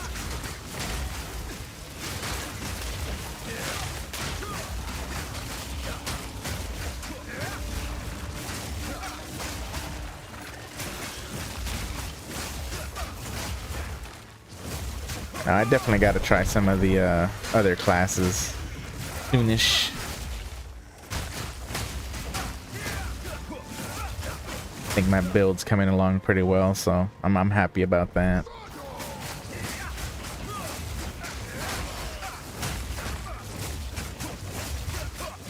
And like with my monk, even though I transitioned to frost and all that, I played around with I've been playing around with all the skills, including skills that aren't really like my skills for monk. I've been playing around with different things. And so I know there's gonna be so much build variance when it comes down to it. It's gonna be awesome.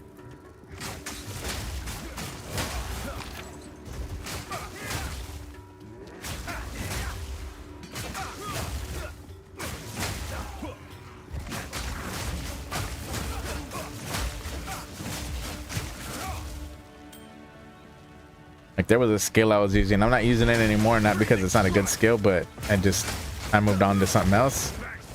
But it basically does like it has a timing effect. So you use the skill and you have to release on a perfect timing. And by doing so, you gain like a huge, like 200% increased damage. Hits a large area. It's really good, and if you do it perfectly, it leaves a shock ground on the floor. So what gives you the trigger timer for that? How do you You see it visually. Okay. You see, like you'll see it, your character charge up with lightning, and so when you see him charge up to that perfect point, you can literally release it and it'll do the skill. Now obviously you got to aim the skill using your mouse or whatever the case might be, but beyond that, it's actually really good. It's honestly, I was using it for fun, but it was a really good clearing skill, because all I would do is like I would see enemies in front of me, I would charge up the skill and I would go crash through them and they would all just shatter because I'm doing so much cold damage already to begin with, and then I would leave lightning on the ground, so anything that did survive, I get a 20% damage boost on top of them because they're shocked for 20%, so that's just literally 20% more damage on them. I might go back to using that actually, because I'm like right now I'm literally like 2 skills empty. I'm not. Go up through. How quickly do you get skill gems? Like I have a surplus. So I could right now pick up trash skills right now that I could throw away. Yeah, or throw in your, if you have a gem tab, you could throw them in your gem tab. If you ever, that way if you wanted to use them again later or something, or whatever the case might be. Well, right. Because I was struggling with the slow buildup of cold spell or cold damage. I'm spec'd towards the lightning doing more damage. Well, yeah, the lightning, yeah. Go ahead. I was debating on whether or not to continue with that or spend the money and transition back over to cold spells. And don't forget you can dual spec. Know that. So when does that become available? Like right from day one? If you open up, so you get books. So at the end game, you'll have 24 points you can split in 2 separate directions. It's from the pool of points that you have, but you can be like let's say that I path up as a Sork all the way to the top, right, where the fire, cold, and lightning are. Yeah. So I can use those extra 24 points, and I can be like, okay, well, I'm just gonna spec all lightning nodes here, and it'll transition to your second weapon swap when you do that. And I'm gonna spec in a cold here, and it'll transition to my other one on the opposite side. So you can literally have 2 weapons to boost damage for those specific spells or effects. Like if you wanted to boost shock effect or something like that.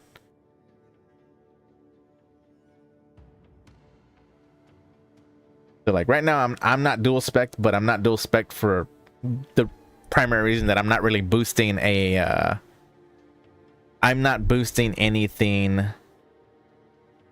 elemental or like separate related. All of my stuff is just stacking. You know what I'm saying? Mm-hmm. So like all I'm literally running right now is plus to attack damage, plus to crit chance, crit damage, and attack speed. And that's literally all I'm running. You need a boop there, boss. What? You need to boop chat there a little bit.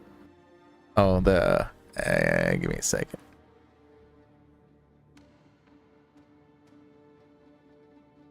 Here we go.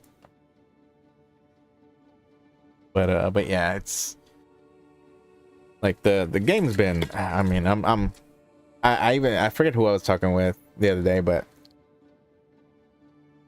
as long as they don't make any like super sweeping changes, which they might, I mean, it's fair that they might, But at this point, I will probably start Monk at whatever when they finally start doing leagues and stuff. Okay. Like that's how much fun I've been having playing it. How long are they expecting before release? 'Cause Minimum I'm not of, really paying attention. so before full release, minimum of 6 months. Oh, really? Yeah. Yeah, because you have to remember during the early access, they still have to roll out everything else. They have to roll out the other ascendancies. They have to roll out the other 6 classes. They have to roll out the other 3 acts.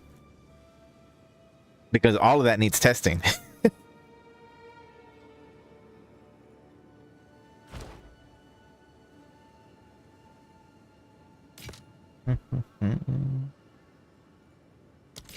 Until next time.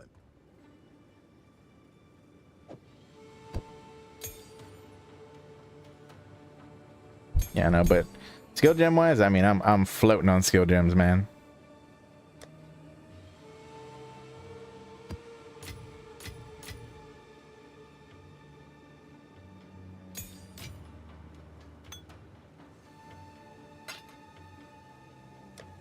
And waystones, I don't know what I'm gonna do with them. I don't know if I'm just gonna start selling them for gold. I think I can sell them for gold. Yeah, might just start selling them for gold. Like if I have a bunch of extras, I have a whole bunch of P1s that I was running for fun, but honestly, having too many is kind of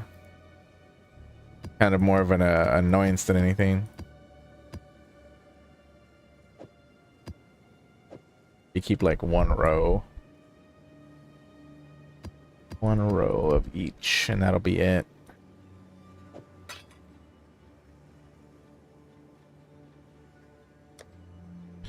Yeah, I'm glad to see Kiki back though. It's been a while.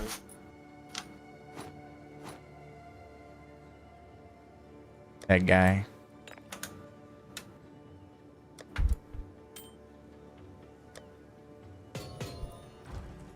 Go on.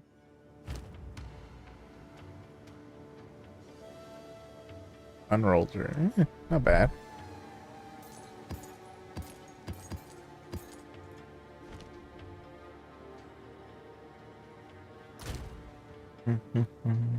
Need higher tier ones though.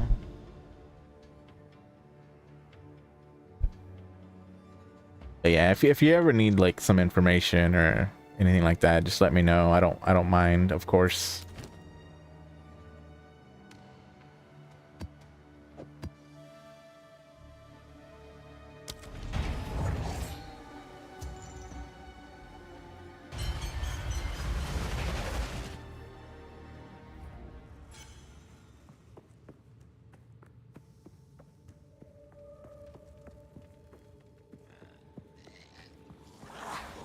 Frozen fate.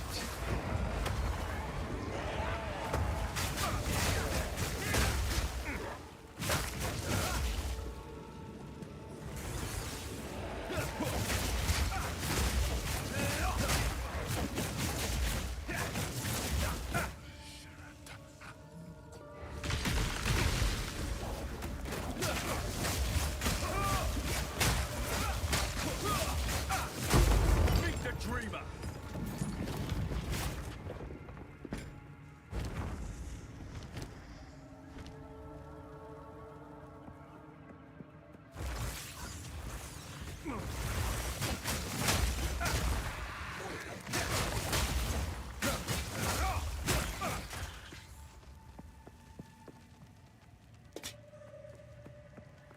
Oh man.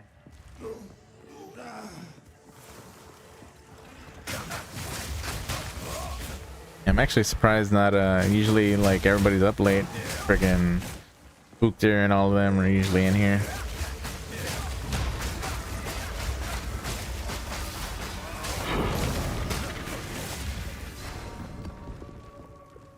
Ugh.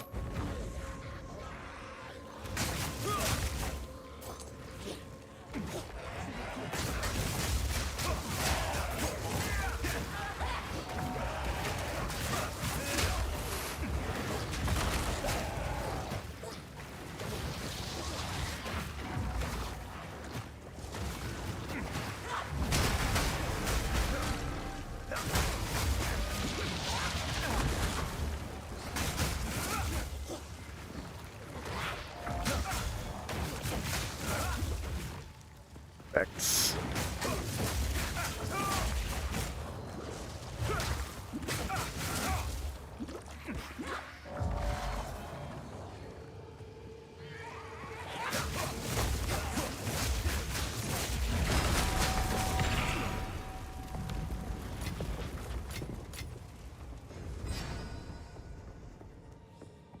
Yeah, you can actually tell, like, if you look at the damage you take on Burning Ground in lower tier maps compared to higher ones, you take a lot more in higher ones. It's a lot more faster. I've seen it. Yeah.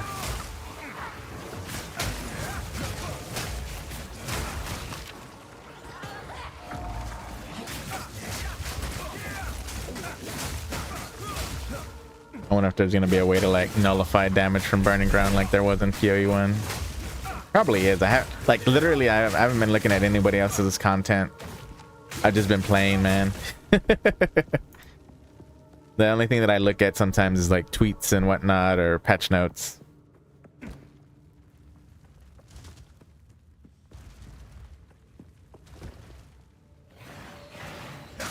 Freezing strike.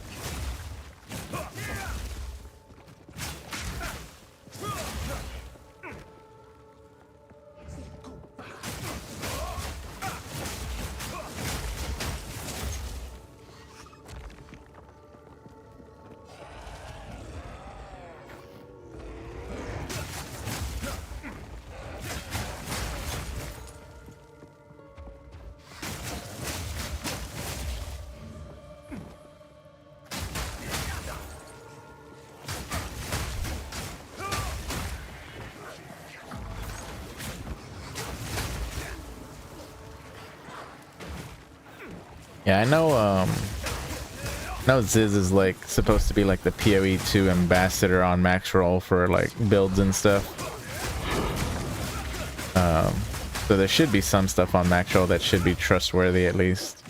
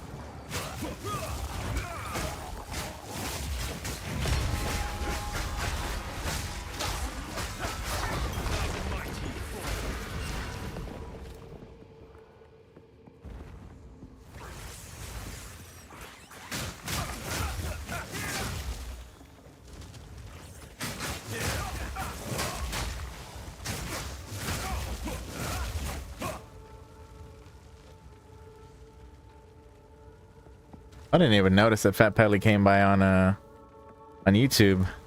He wasn't on Twitch.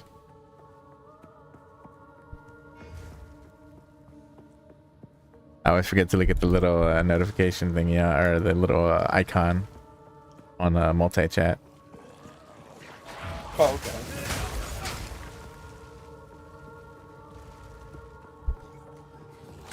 Yeah, I've been trying to stream. Get filtered into one chat. Yeah. Yeah, it does it for YouTube. I think it does it for Kick as well, but it doesn't do it for any of the little ones. So I have to keep a tab open for Party, which is a new streaming platform that's trying to get on its feet. Mm-hmm. And so I have to keep I have to keep a window open with their chat going, just in case somebody pops in. But it's been pretty slow going on all fronts for the most part. So.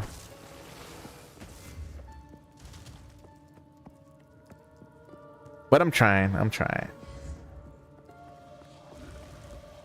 I'm like super full right now. I was almost tempted to like not even stream tonight, man. I was like, I just want to lay here and relax. My girlfriend made menudo. You know, I'd actually like to try that sometime. That was so good. I'm stuffed, man.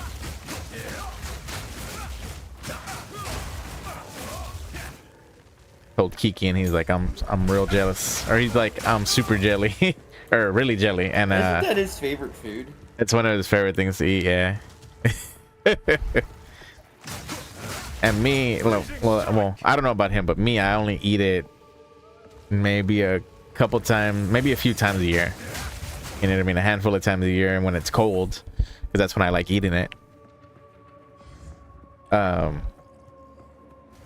But yeah, so for me, it's a treat. Well, what really is? Give me 1 second.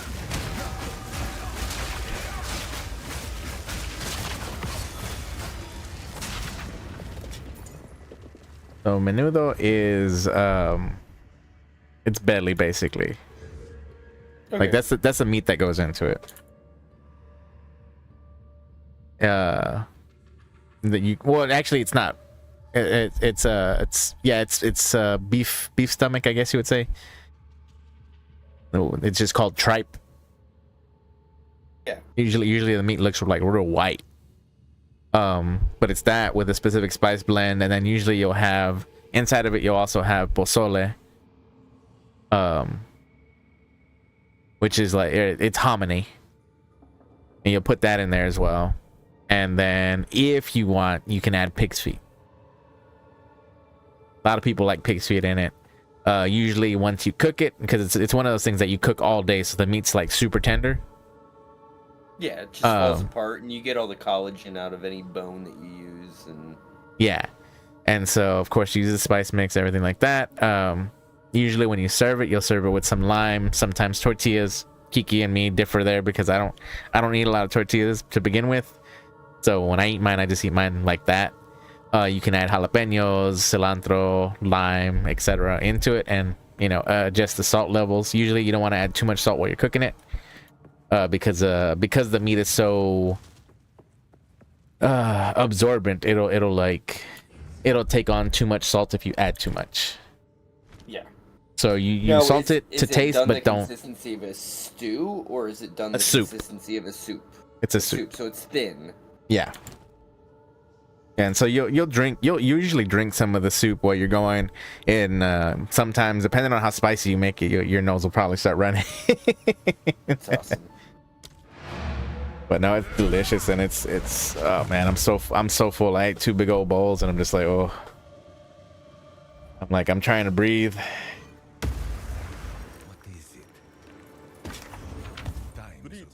But like I said, I only eat it once in a while, so like I have to enjoy it.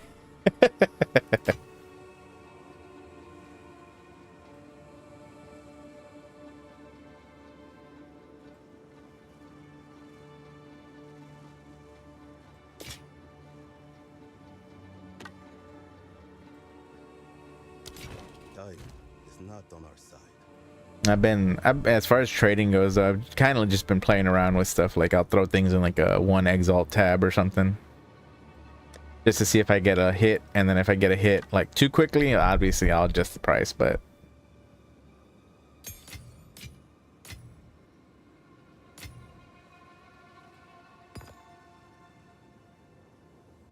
ah man, game's so fun though.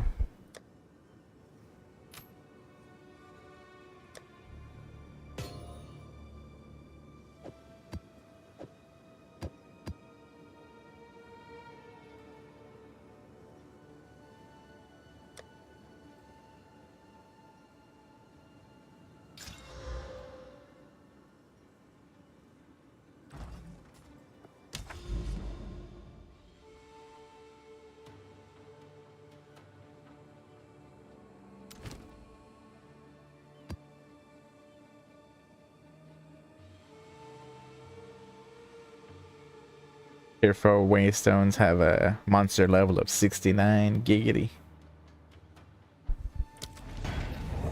Speak.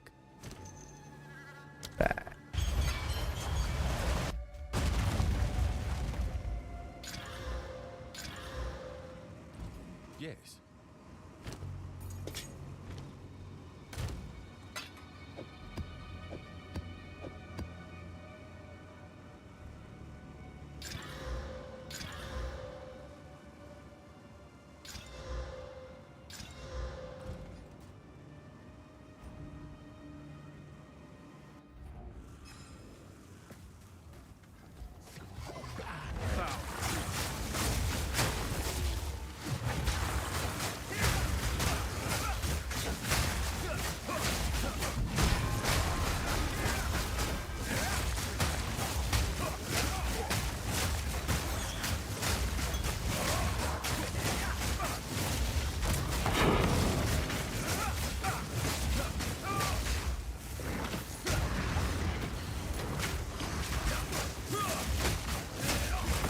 Meet the dreamer.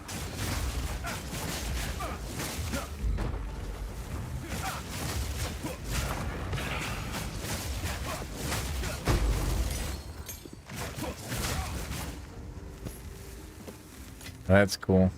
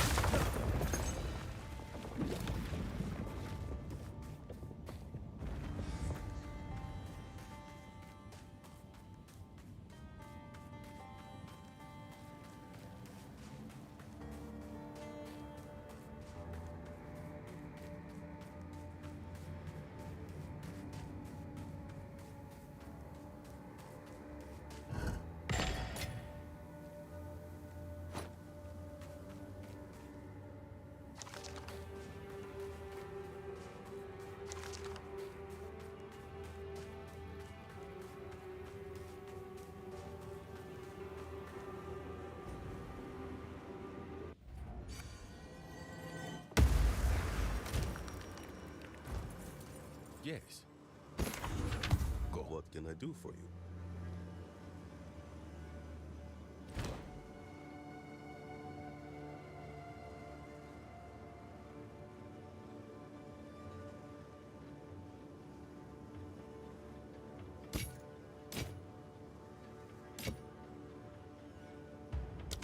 Until next time.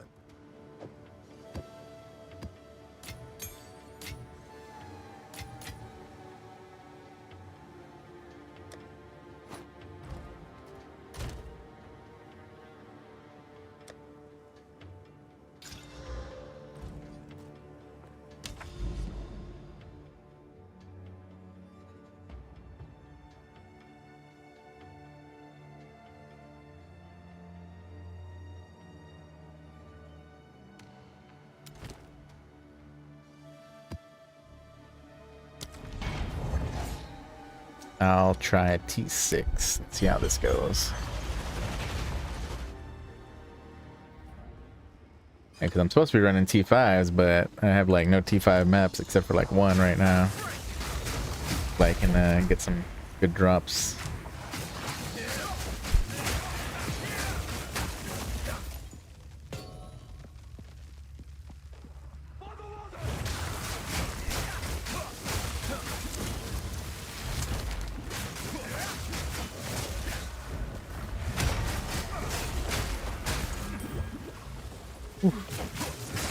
Scary. Scary. Oh, I died. Damn it. The hour. So, remember, I don't know if you remember, but initially what they said is like if you fail a map, you get blocked.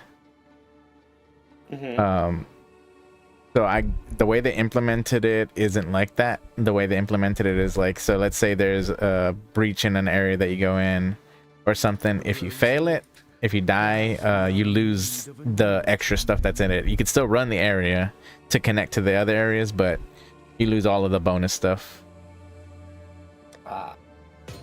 Which I think that's a good medium right there. Oh man, makes me upset though. I didn't mean to die. It's always slams that get me, man. It's crazy, but it's literally always slams that get me. That or it's either slams, which I think like at least no more than half of my deaths have been due to like slam type stuff. Or I get hit by I just get overwhelmed like by mobs, but I mean I'm talking like breach level overwhelmed. Let's see. We'll drop down to a T5. Let's see how this goes. See if I can get some waystones.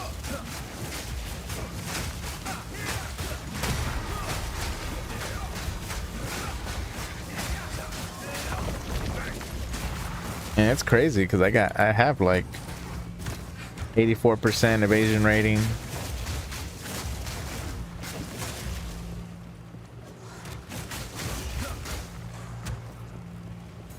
And I still struggle. Like I still struggle with getting hit.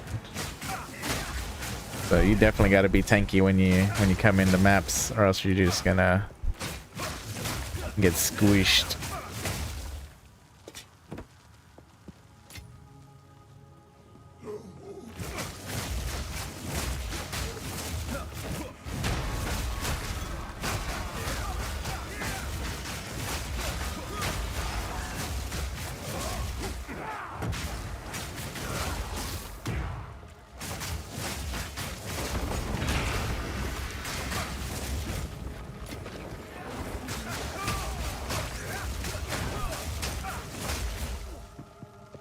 Yeah, damage scaling goes up heavily once you hit like 5, 6, and so forth.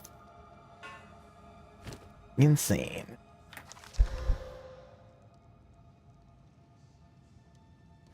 Not bad.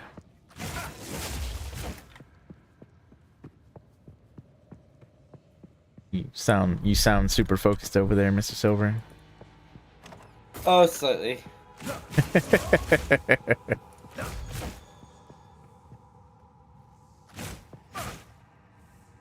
I'm still mostly using the spark flame walls. Like, Yeah. Because I don't know. I'm not exactly good at figuring out when I need to transition. Right.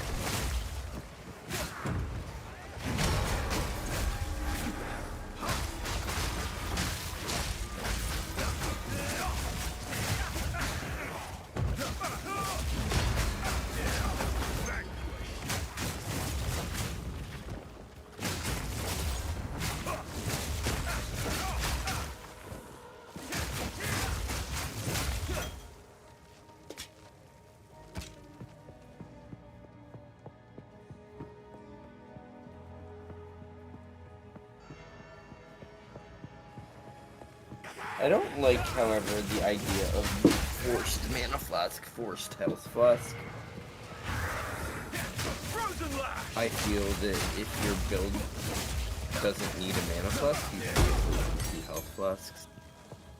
So the way that they've basically explained it is eventually there are options, there are unique options that go into those flash slots that can, you know, be replacements if you really don't need mana. But they have made it to where there's a lot of situations where you would be like, oh, I don't really need mana, but then all of a sudden you need it. Because there's still mana siphoners and stuff like that out there, so.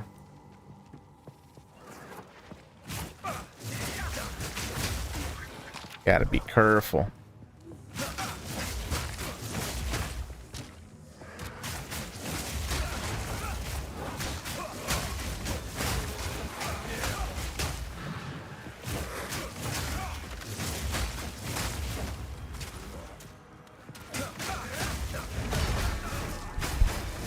Yeah, that's the only thing that I ever hated about any type of video game, whether it's like this or WoW or anything, is forced rigidity in setups.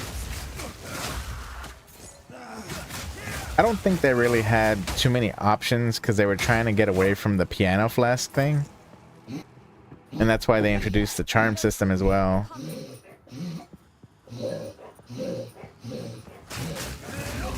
buddy. Hey. Yeah, in your throat. Let me see. Ah.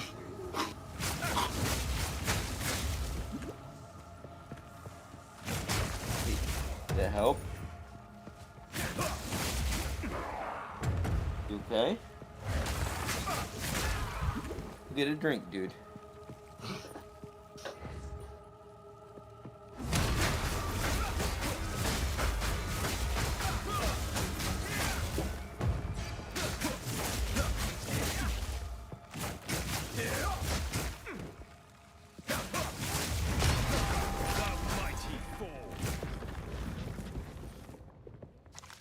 Go get a drink. Go get some water.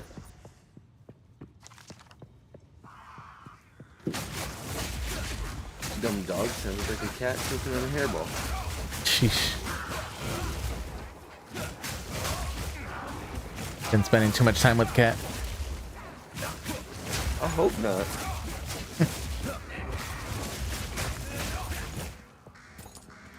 We got rid of our last cat about 6 months ago. Oh.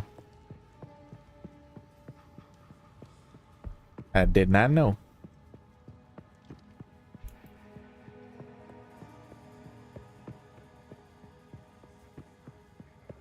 Yeah, we only took in a couple cats as temporary rescues because they were too little to be unattended feral. Yeah. And we had to wait for there to be shelter space at one of the local shelters.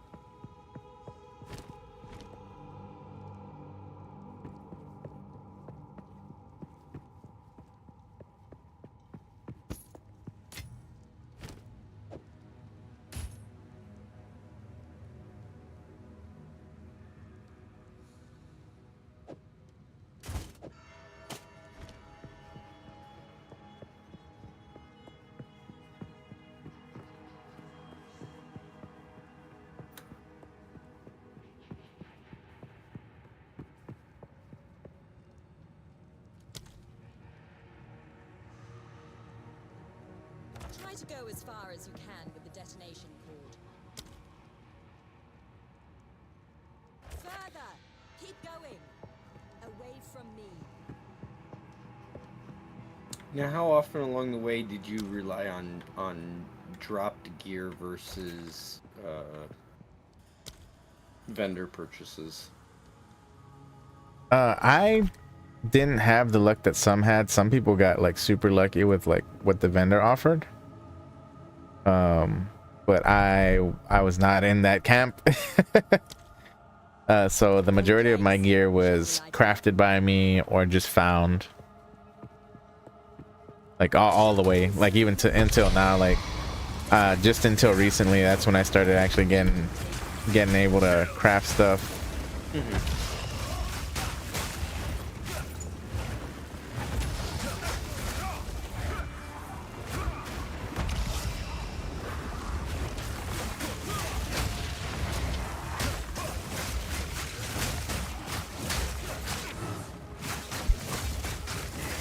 Oh man.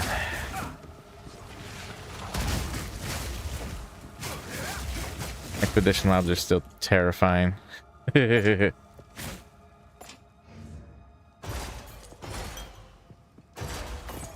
But to me, expedition's easier than running breach for sure. Breach is like super overwhelming.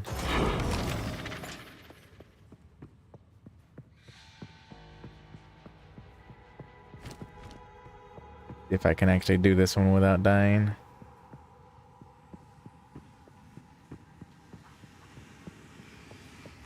Arrow corridors. And my damage improvements are good enough to give me some clearness. Looks like that helped though.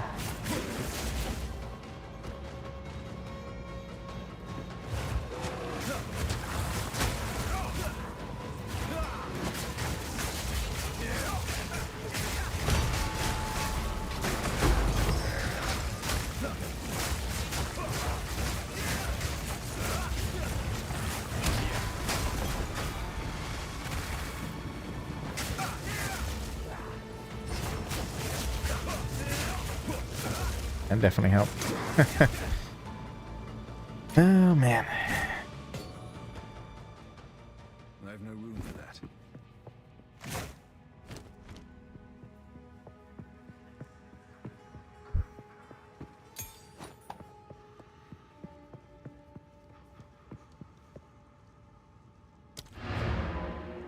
I try to pick up any worthwhile items that could potentially be upgrades.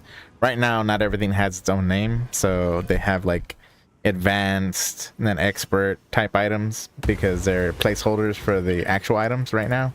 Go on. Okay. And so you kind of just have to look at the stats to figure out which one's best. Obviously, advanced is beyond the regular ones, and then expert is the next level. I don't know if there's one beyond that though. There might be all the way up to ultimate for all I know. That's how they did the flasks.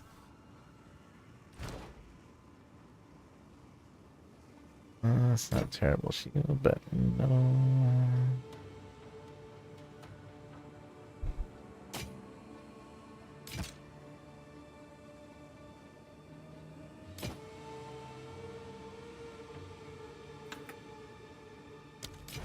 On with the work.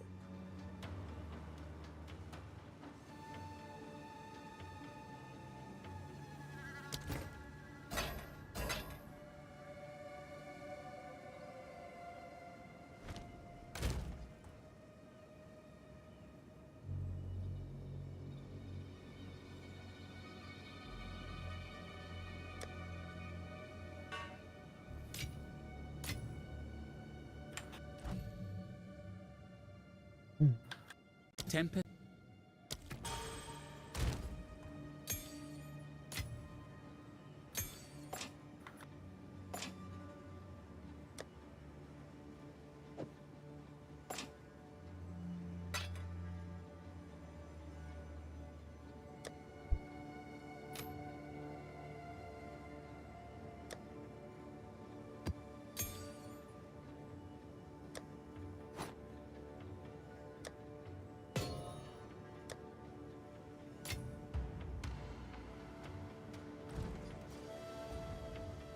Yeah, I really want to be able to do my next ascendancy though. It'll offer me a bunch of spirit, which will let me get a tremendous amount of damage, which of course is technically one of my defenses. Because the faster I kill, the safer I am.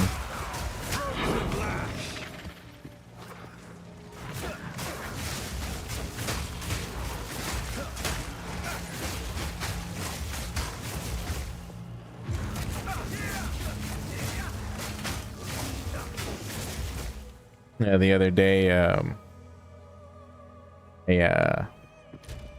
I found a shrine, and I was like, man, what shrine is this? It had the little symbol like the one from PoE 1 where you get minions. Okay. And I was like, okay, cool. So I grab it, and it ended up being the Gloom Shrine. You know, the one that makes the enemies pop with chaos damage. I was like, oh, that's cool. All I saw was just freaking purple pops going off everywhere. It was hilarious.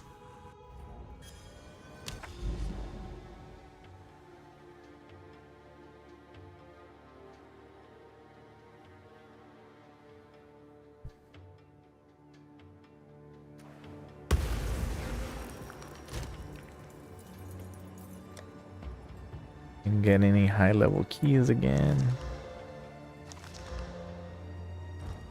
Speak. Okay, so I've gotten Yeah. to Act 2. Where do I find the smithing table or the whatever table it is to be able to deconstruct my stuff with sockets? It should be by, let me see. Trying to remember. Let me go check myself because my brain's like, I know where it is, but then I don't remember. Oh, it's in the middle at Act 2. If you're already, you should already be on the caravan, right? Yeah. Yeah, so it's right in the middle where like the lady to disenchant is.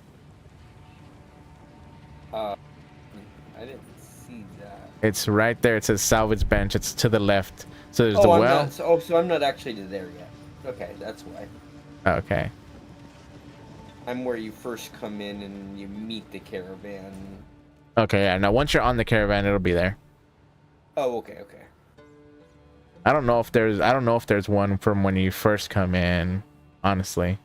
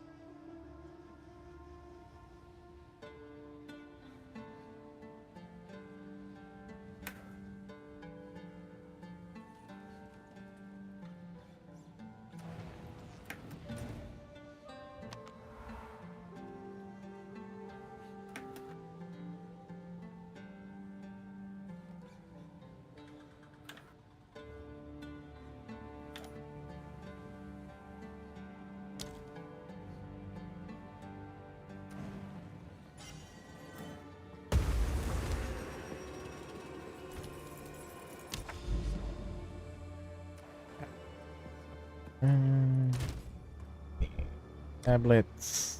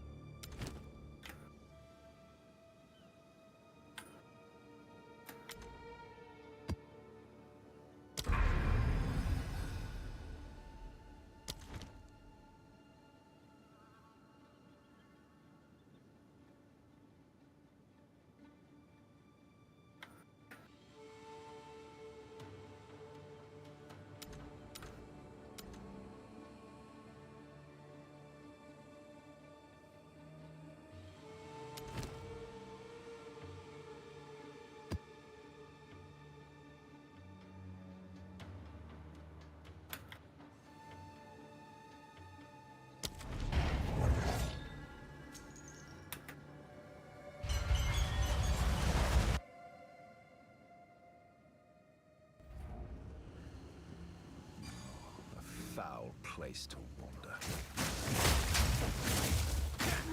Foul creature.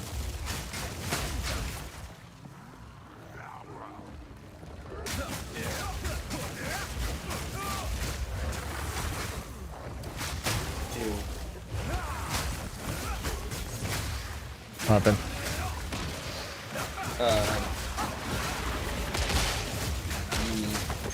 The drop has spell mana cost converted to life mana cost on it. The rest of everything else is awesome, but Yeah, a lot of. Are you talking about a unique item or? yeah. Yeah, a lot of the unique items they have downsides to make them balanced, so that way they're not like too OP.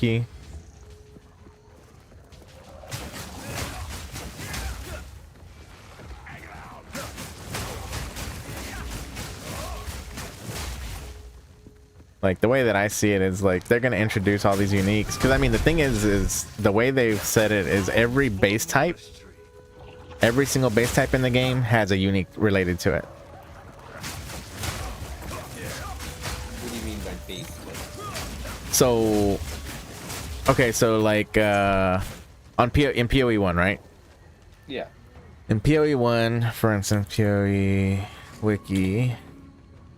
In PoE 1, like if I look at armors and I look at body armors, right? You know how we have plate vest, which turns, you know, then goes up to copper plate, or I mean chest plate, then copper plate, and so forth. Yeah. And then we have like a second tier of them, which, you know, it uses the same similar art, but it's like just higher. Yeah. Okay, so every single one of those is gonna have a unique. Oh, damn. Yeah, so every single base type item is gonna have its own unique.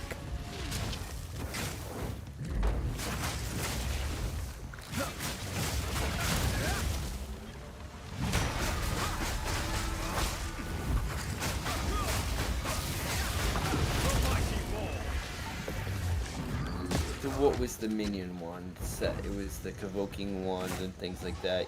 Each one of the different ones within that chain will each have their own. Yeah, like unique. the lower one will have one, the middle one, and so forth. Okay. Yeah, so every single item is supposed to have a unique related to it. So we'll see. We'll see, obviously, but I mean that's what they said.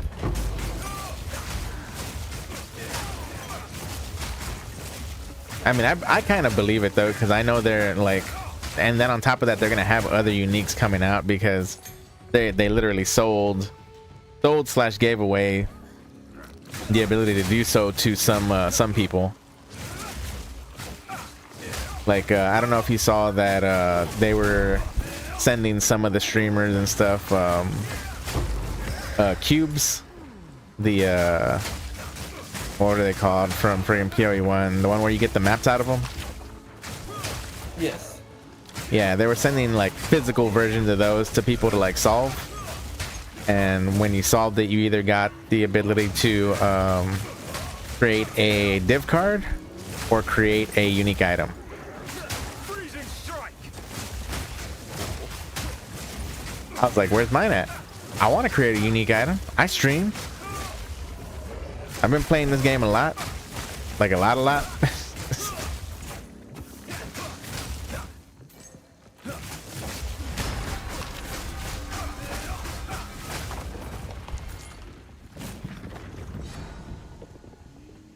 But I guess you got to be bringing in the money. Get one of those, so.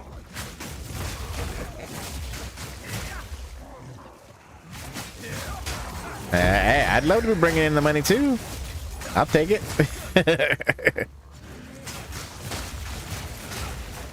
Yeah, I'd love to make some money streaming.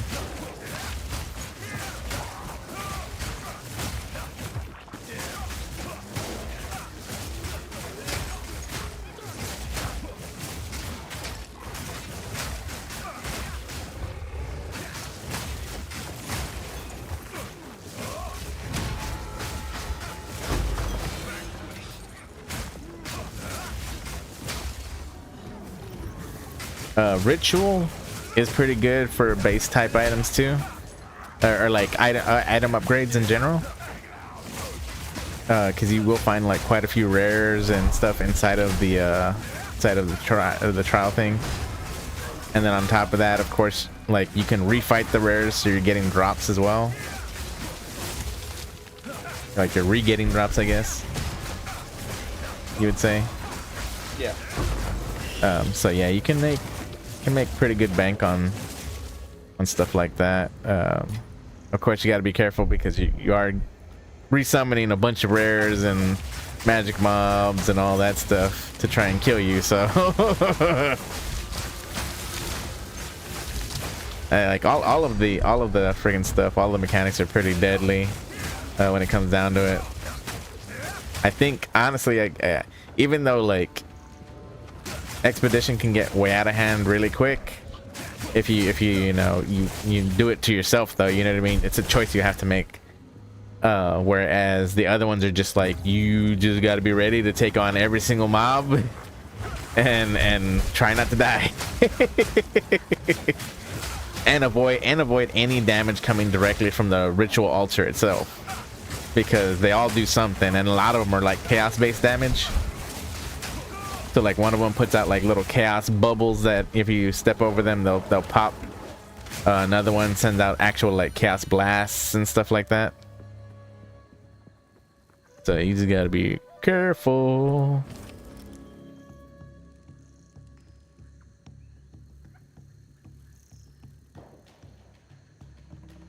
I hate it when like you're not sick but your nose is stuffed. And then you start getting it to work. Just packs and packs into your sinuses and feel it in your jaw bone. Yep.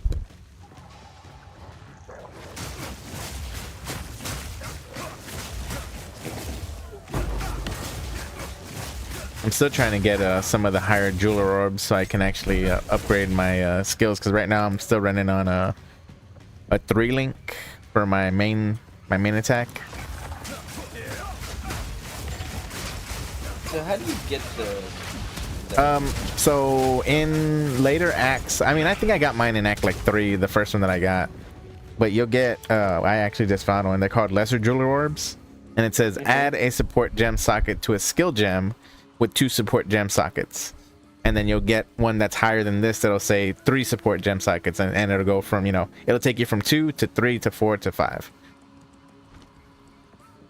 and that way you'll have a, you know, technically it's a 6-link because you got to count the skill, but you know what I mean? Yeah.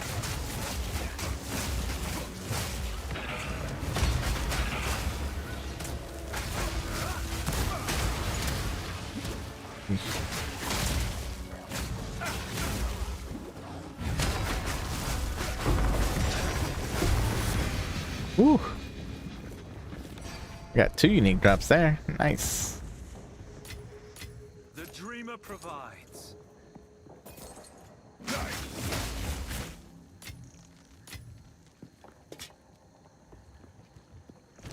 What did I get?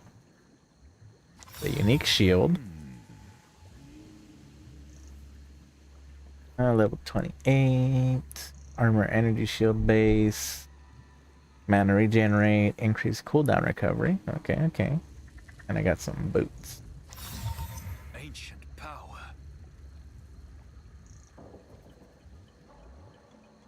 Okay, level 16. Increased movement speed per frenzy charge. +1 to maximum frenzy charges. And yeah. Not bad, I guess. Pretty good early. Like, I keep getting a lot of low level uniques. Nothing over like level, well, you know what, no, I got a couple of like level 60 something weapons, but they're for sorks. I'm like, bruh, I'm not even a sork and you're dropping this stuff for me. But I'm like, I like randomness. Makes me feel like I'm playing D2. Like, that's one thing I can say, that there's been a lot of people, including myself, that say it, playing this has reminded them of how it felt when they first played Diablo 2.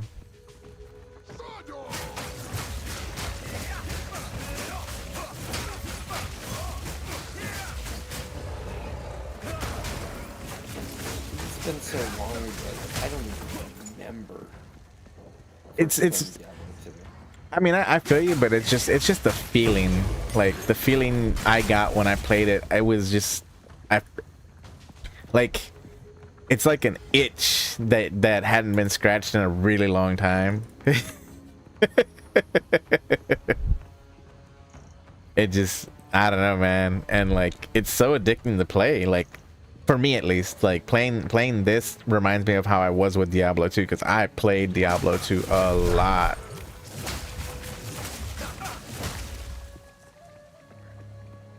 Like, I played it for years at a very consistent rate. And then, you know, of course I played other stuff, but I would always, you know, I always made time to, like, when a new ladder started, I'd make new characters, I'd level them up, I'd do my magic finding, you know, and it would eat up a good chunk of time, you know what I mean? And it just, it made me so happy doing it, though. It's just such an enjoyable game. And that's what this reminds me of, honestly. The enjoyment of sitting. Yeah, just sitting here, man. Like, it's real crazy. Like, there aren't a lot of games like PoE 2. Yeah, you know, it's fun and everything. I mean, PoE 1, it's fun and everything, but I never had the same feeling that I did when I played D2. PoE 2, though, just, I don't know, it's on a whole different thing for me. Yeah, I don't have the learning curve for this that you guys all do. I enjoy it. It's definitely fun, and I don't mind the struggling, and I don't mind it getting up and walking away from the game for a little bit and being like, okay, I need a break, let my brain stop hurting. Like, it took about 6 tries once I came back today to put the wolf dude down. So, I knew it was mostly because of sleep, being real tired. Yeah, and I mean that's gonna happen. I mean, you know, sometimes we push ourselves, you know, playing stuff or doing stuff. So I was making the dumb mistake of staying cold damage, and then I realized, oh hey, I'm kicking myself in the teeth here. What is it?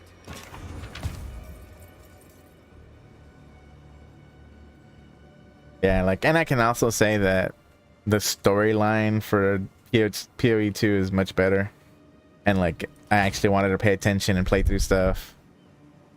And so I'm definitely excited for the like last 3 acts when they come out.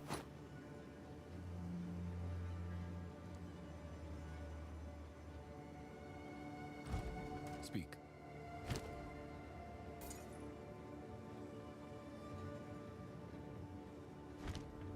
Hello.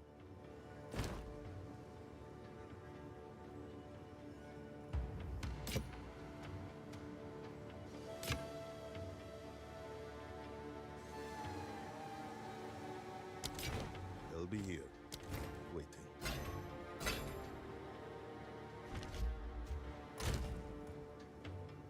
What I didn't like was like when they first launched, you know, early access a week ago, or you know, less than a week ago, people were complaining and talking shit because they put so much time into the story. And I'm like, they literally pivoted, so we're missing 3 acts. They literally pivoted so y'all could have endgame to play, and you're complaining? I don't get people sometimes. I enjoy storyline, but that's me. Yeah. I mean, even in games that most usually don't have storylines, I still look for some sort of story or rhyme or reason to why you're doing what you're doing. Yeah. No, I completely agree.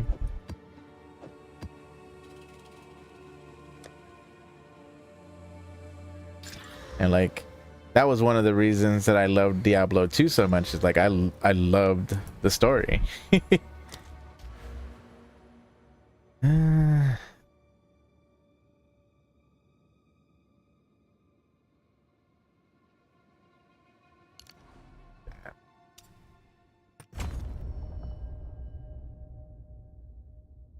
Change this to ends. I'll change it back to Dex. Yes.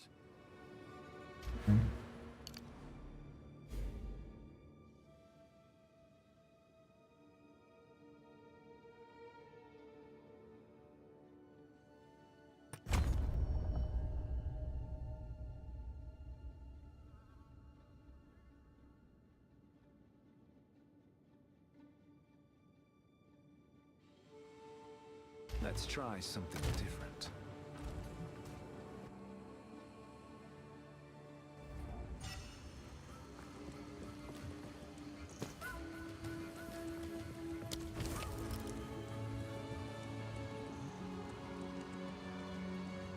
Like, but my gear is rough right now. Like, my gloves and my boots are pretty trash. My belt's okay, but there's only like 2 okay stats on it.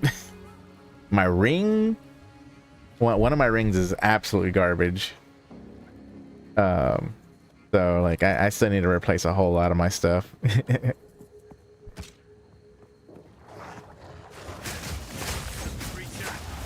And I know that would definitely make me quite a bit tankier at that, because then I can get some resistances and all that good stuff. Now the one thing, so later on, I forget what act you get it in, you do get something kind of like a recombinator, but not really. So what it does is, you remember in PoE 1 when you could like 3-to-1 stuff? Yes. Okay. So it gives you that ability. So if you have like 3 of the same base type, like 3 of the same magic base type, you can, you know, like say you didn't get anything good on any of them, you can throw them in there and it'll give you another one with a random roll. So to give you another chance at getting the base type with something that you actually want. It's not exactly like, it's not a recombinator, but it's like that trade that we were talking about, the 3-to-1 kind of thing.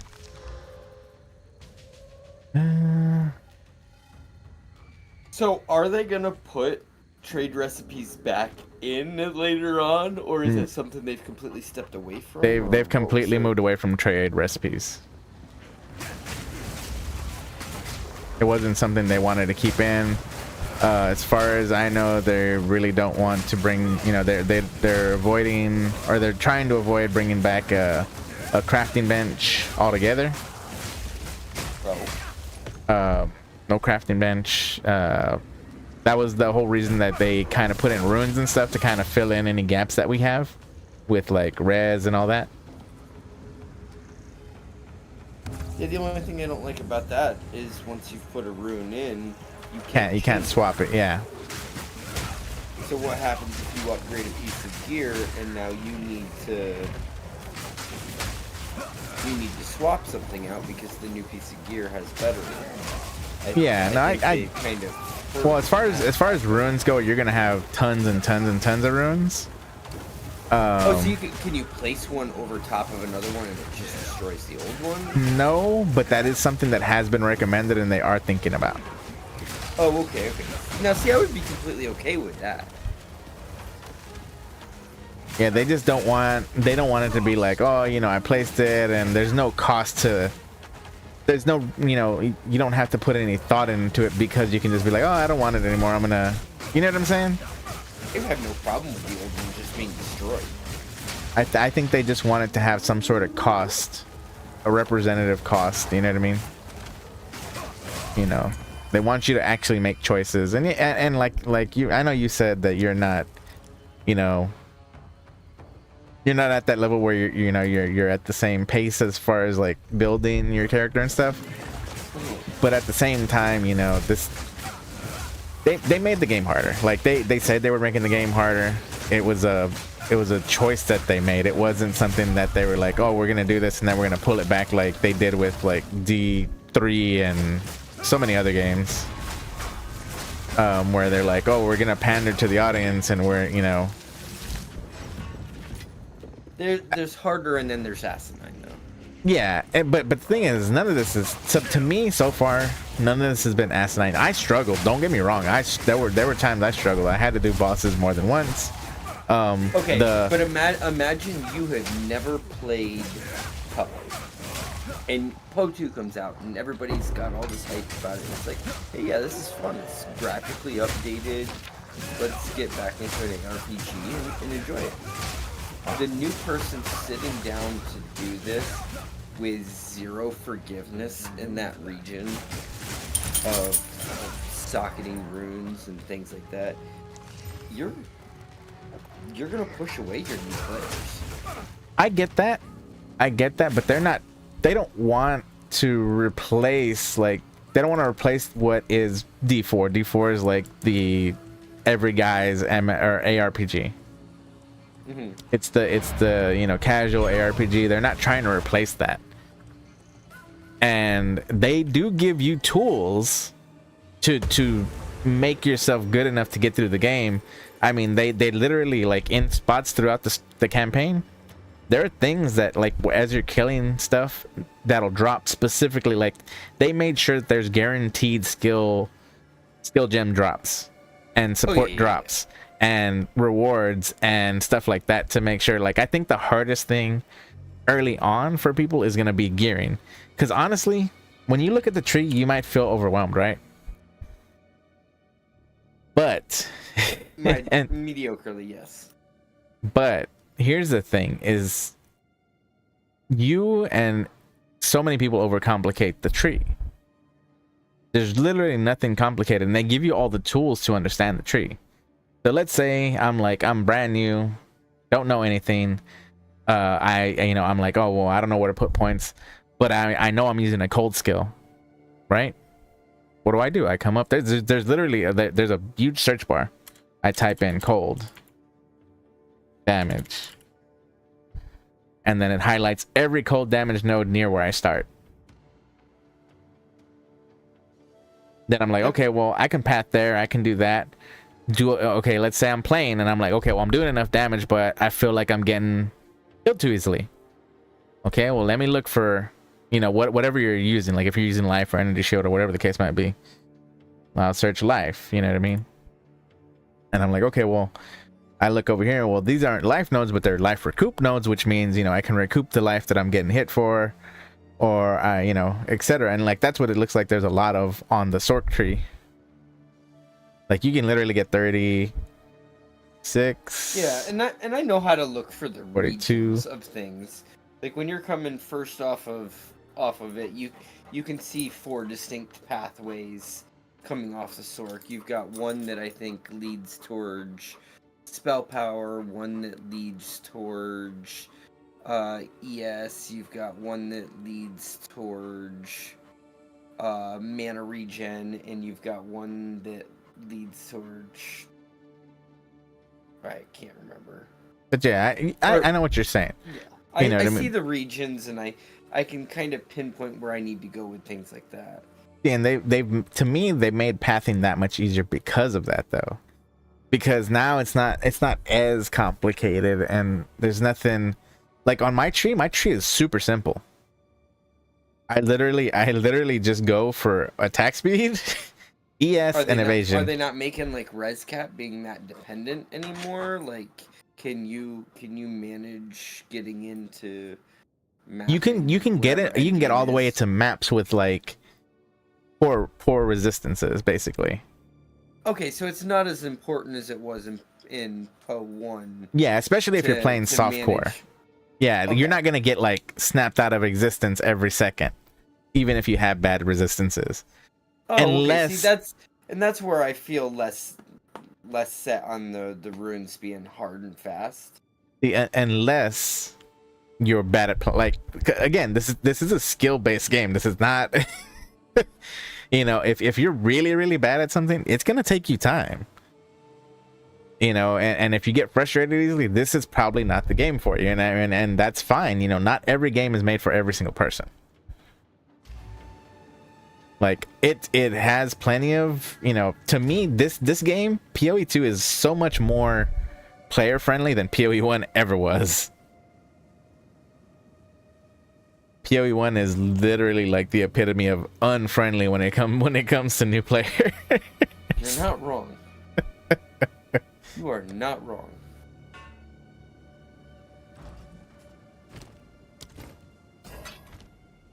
What can I do for you? What is it? Like, are there little tweaks that they could potentially do? Yes, but I don't think they should make the game any easier per se as far as like actual difficulty. Like but if for instance maybe they make like for most characters they make a quest that you do where you get an upgrade that is, you know, like if it'll calculate based off of like what skills you're using, you know what I mean? So if you're using a bunch of cold skills or lightning skills, whatever the case might be, it'll give you a smart loot weapon upgrade that'll help you kind of proceed through the axe. I think that would be kind of decent.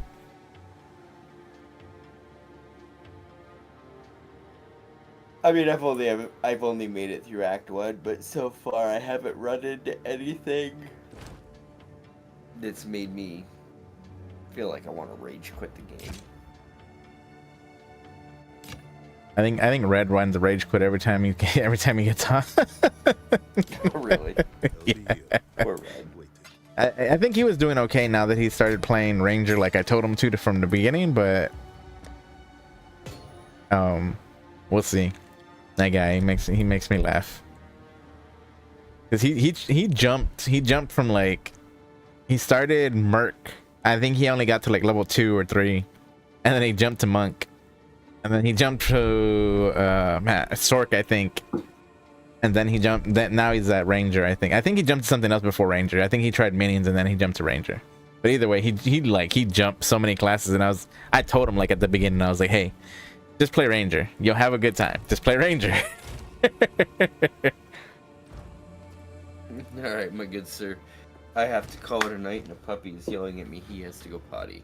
Oh yeah, 100%. You have a good one, and I'll see you next time. It was a pleasure talking to you. See you, man. Sir.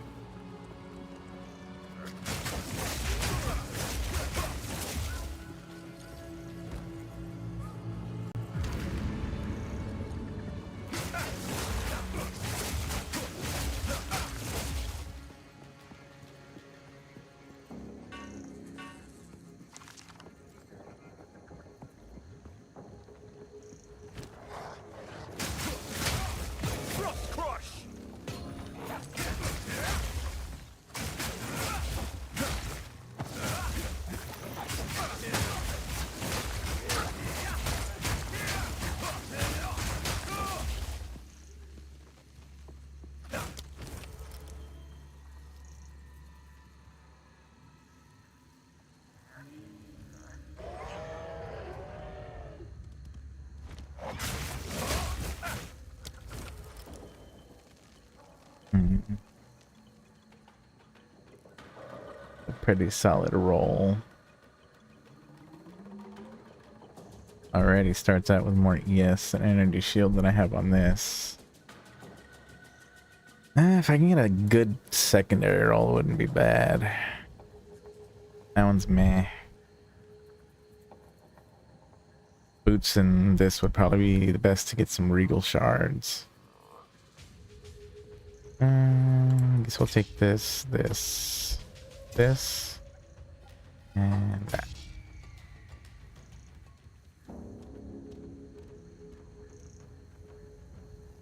Go ahead and drop the augment, and it's a trash roll.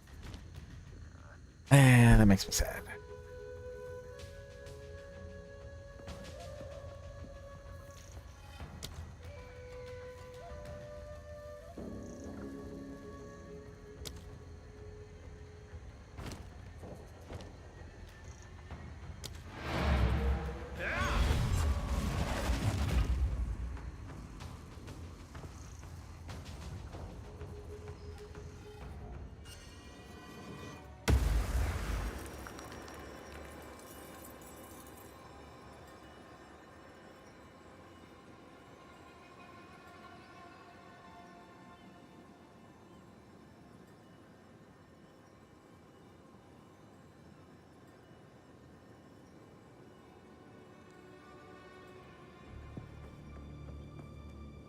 Speak. What can I do for you?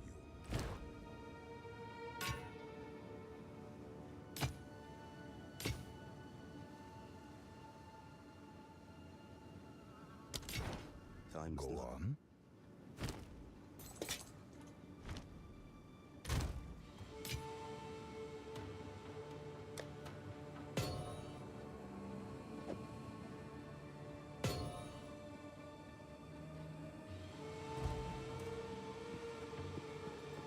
You know what? We've been farming quite a bit. We want to get to past T5 though. I need to get more T5s. Is he selling some T5s maybe? Got 2. Alright. I'll take them. Indeed.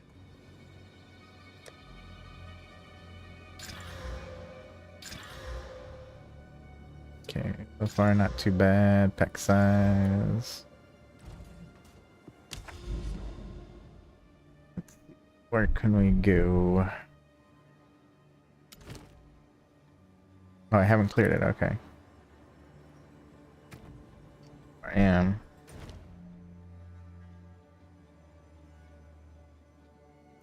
No, not that. I guess I'm missing rare mobs still.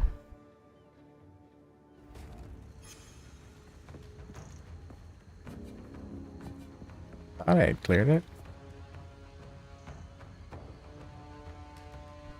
Place looks clear to me.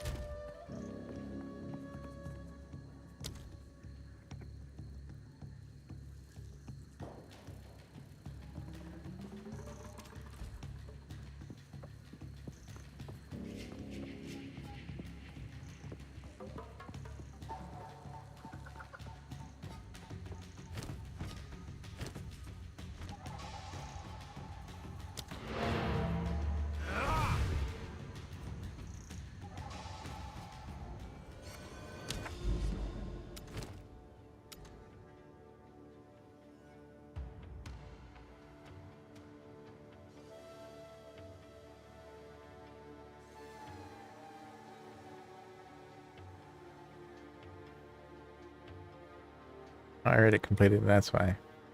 Duh.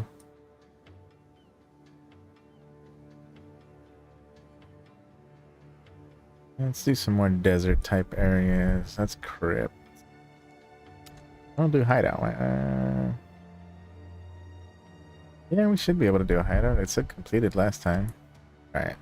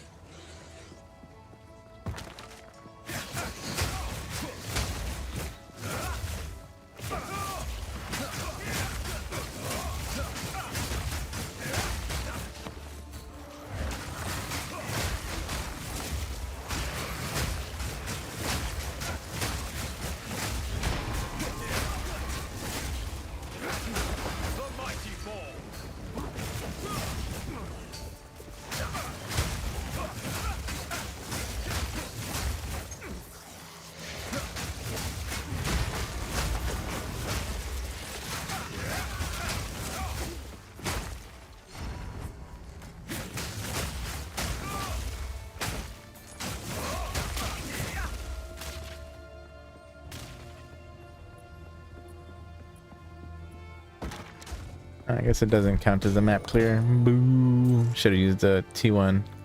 It was a waste.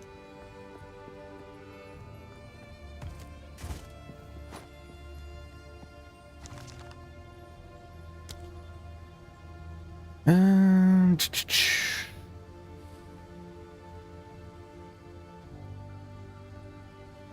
Ascendancy, just so you didn't watch a movie at the moment, but it's the same tree as a different class.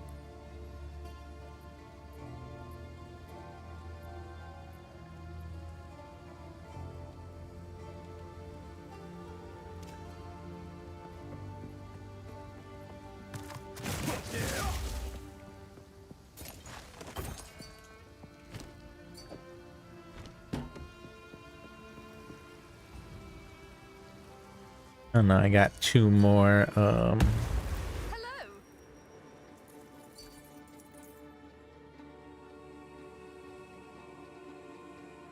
Got two more hideouts. Prime, this one. The canal and limestone are the other two. That was a waste of T5 though. Adage. Let's do a T5 with a boss. Rust Bowl.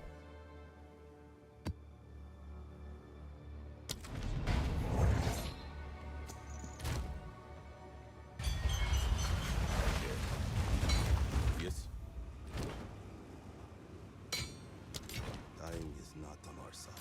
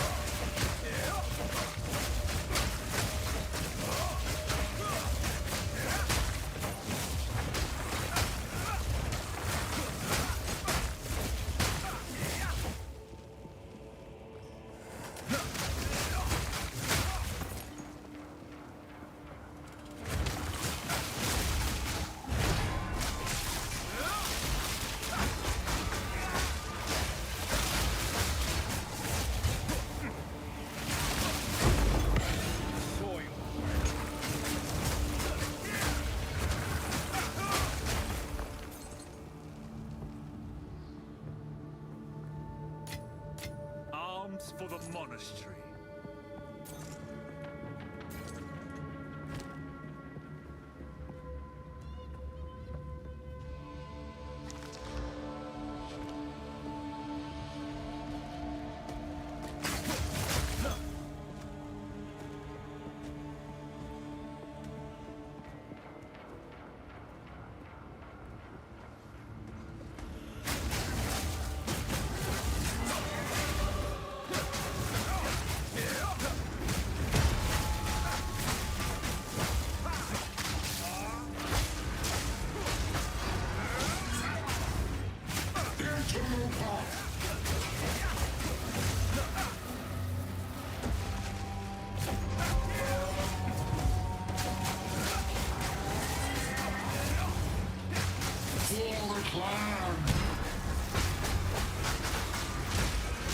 Fury unleashed!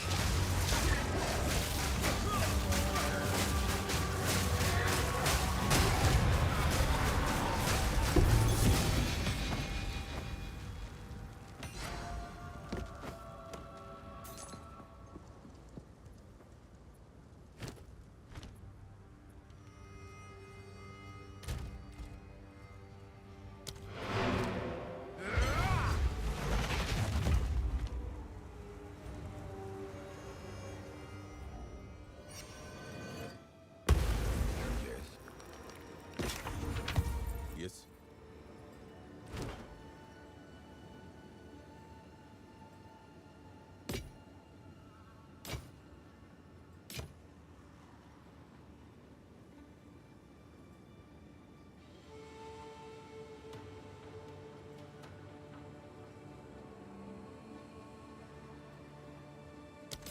Until next time.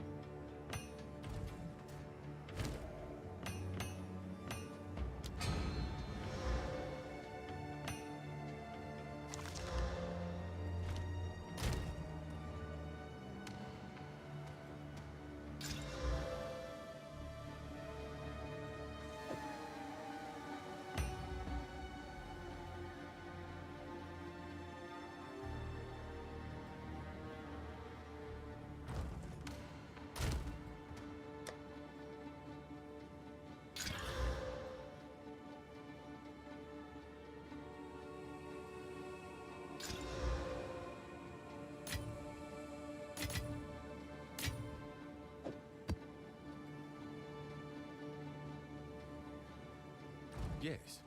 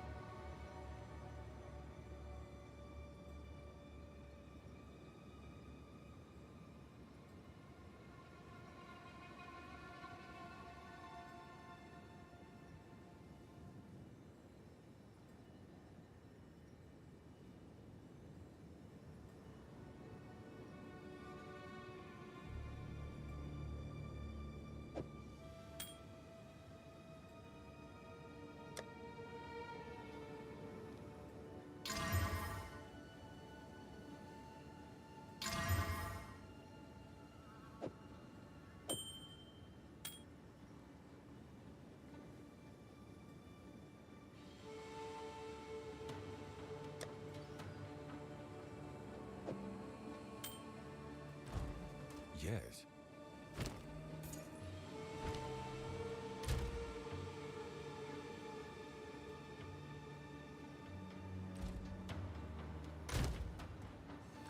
Go on.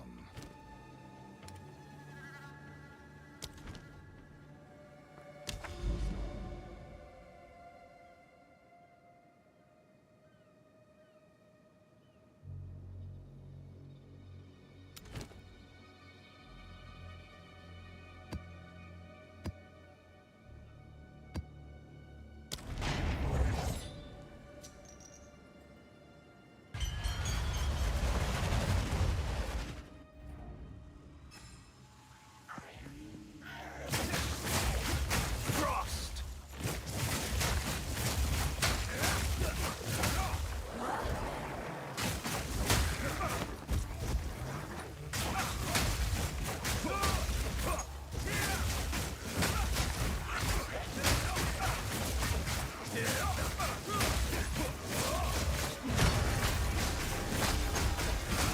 Meet the dreamer.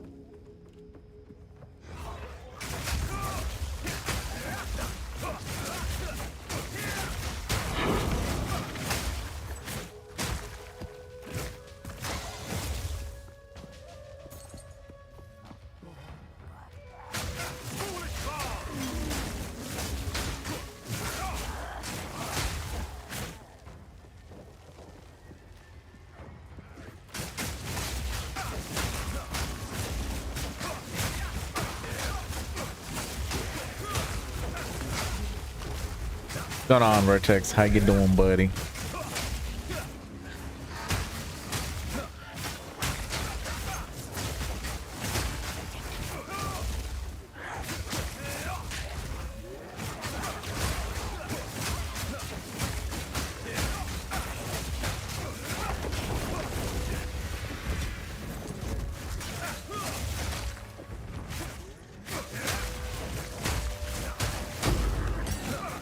Yes, sir. Yes, sir. Meet the dreamer.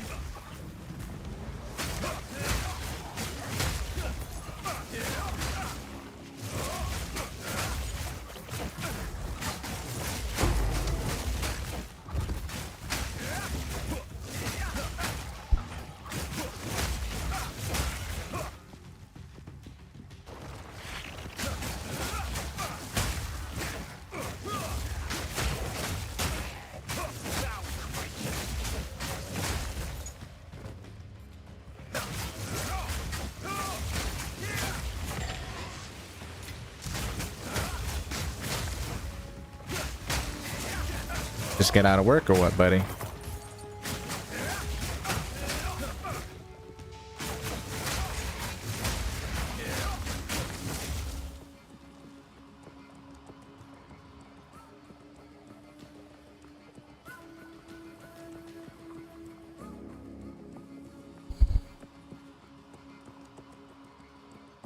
Gotcha, gotcha.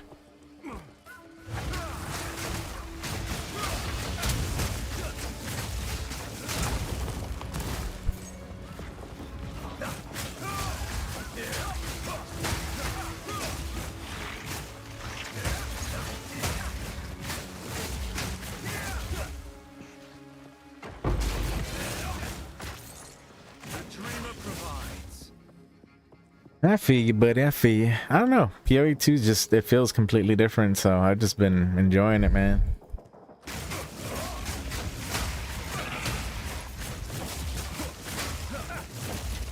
Like it reminds me a lot of when I used to play Diablo 2 all the time. I was just talking to Silverin about that.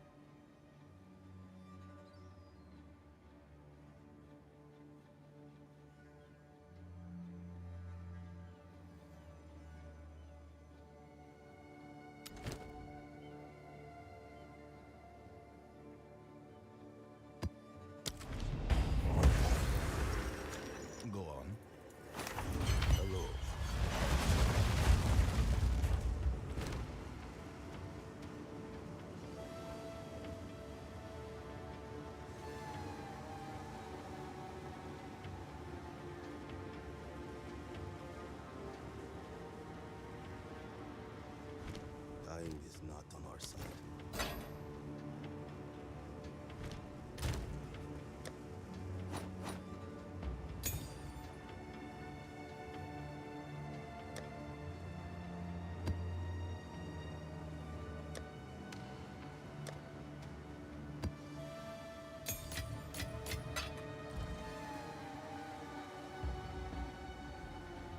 What'd you try playing so far on PoE 2?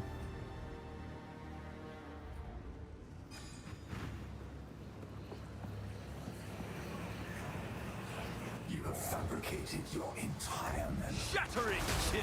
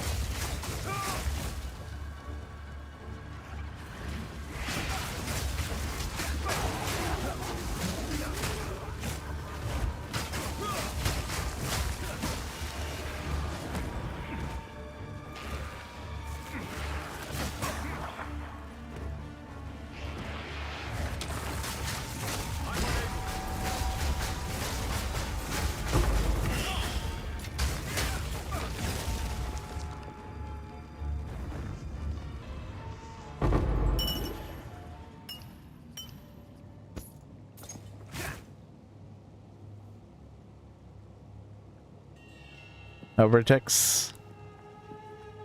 Or did you mute me?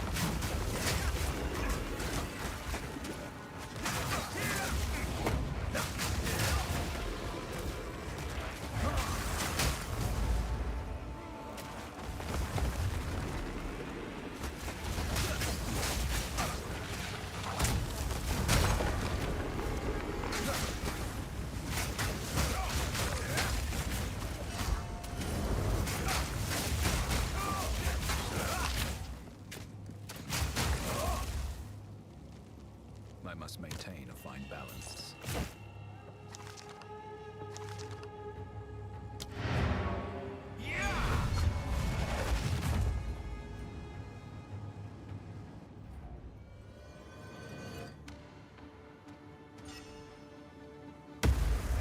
Speak. Hello.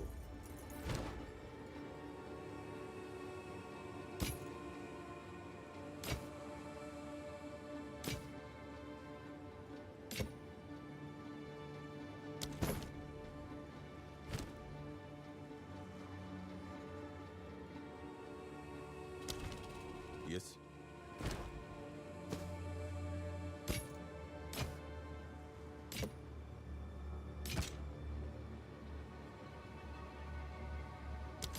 Until next time.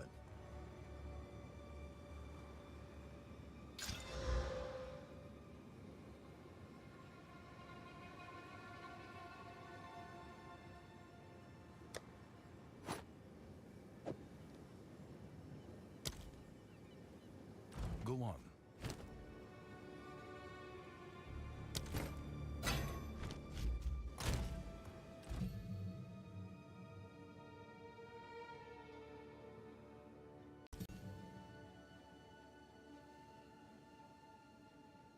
Enemies near the target of shattering palm.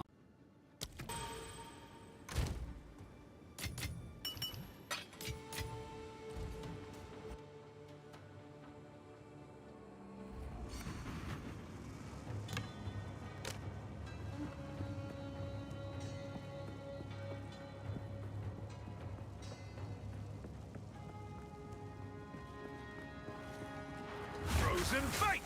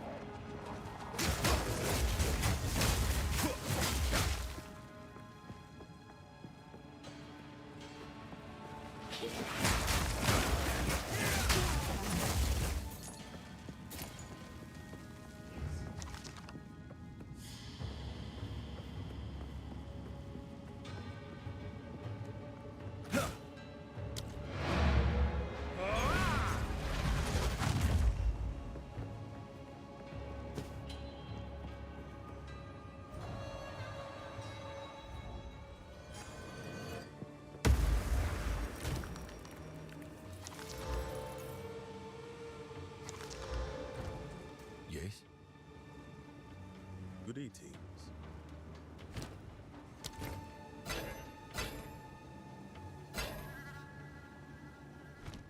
Go on.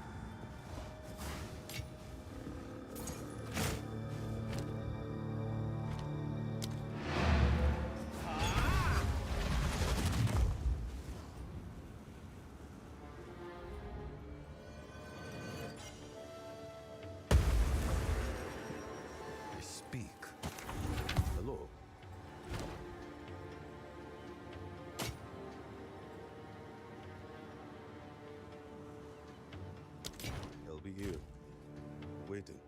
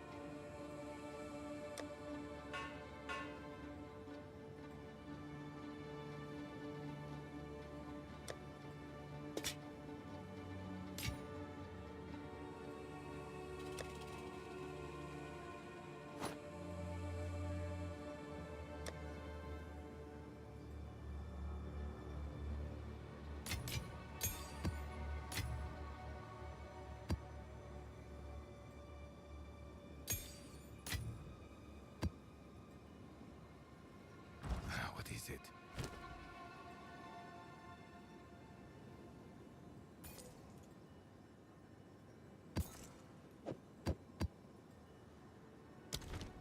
Indeed.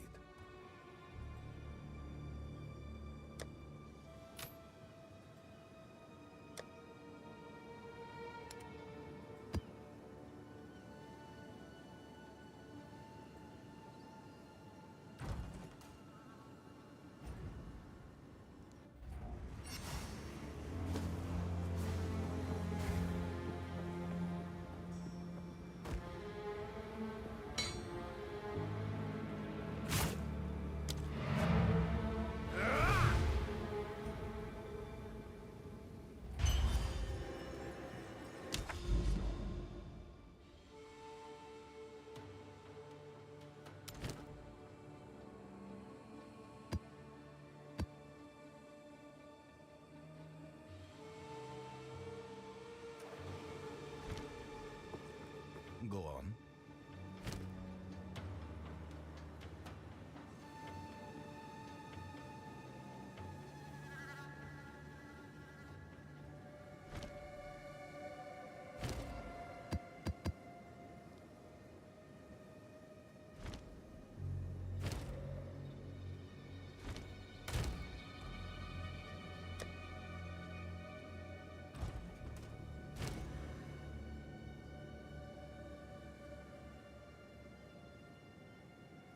Okay, well that's broken.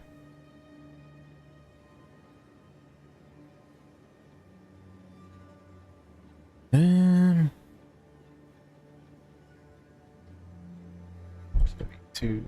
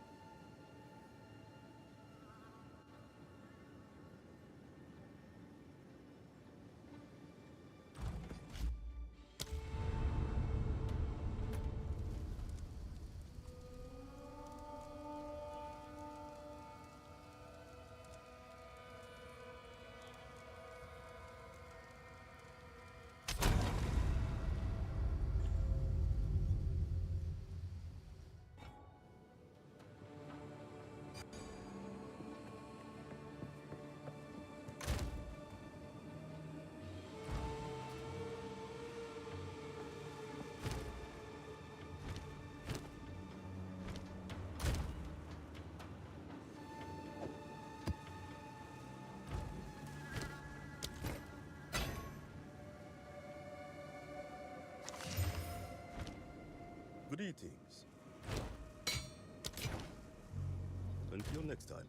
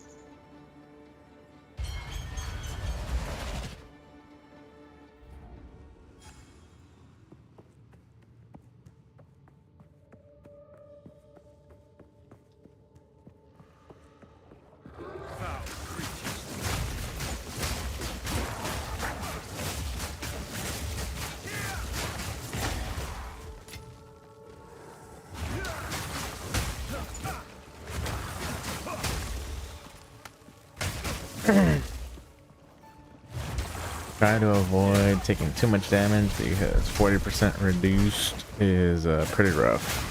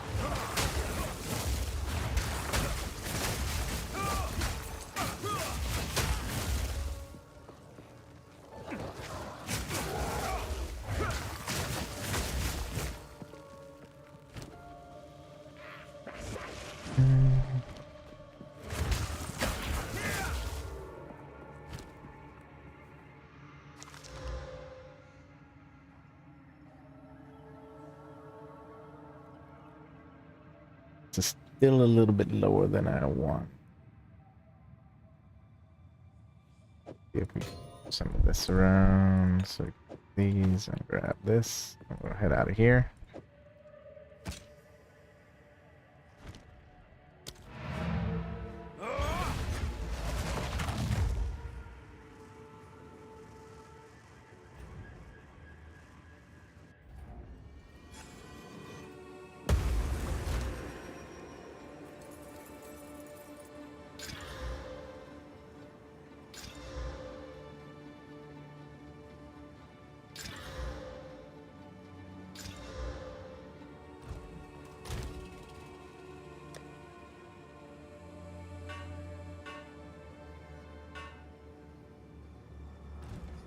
Go on.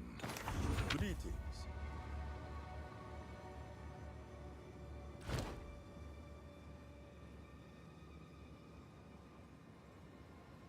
Hmm.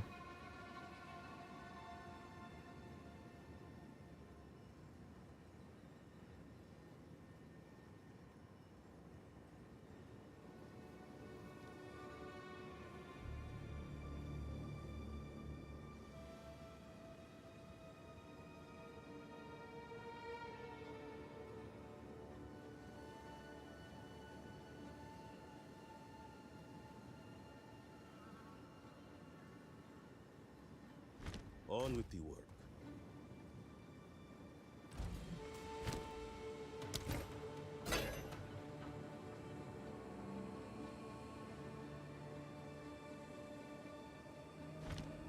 Finally, my first belt with the second charm slot on it. That's cool. Put that off to the side. Let's see. Rarity and fire res. Not very high fire res either. Put that on our helmets to kind of reroll. These will disenchant. Time is not on our side. Alright, charm up. Other stuff.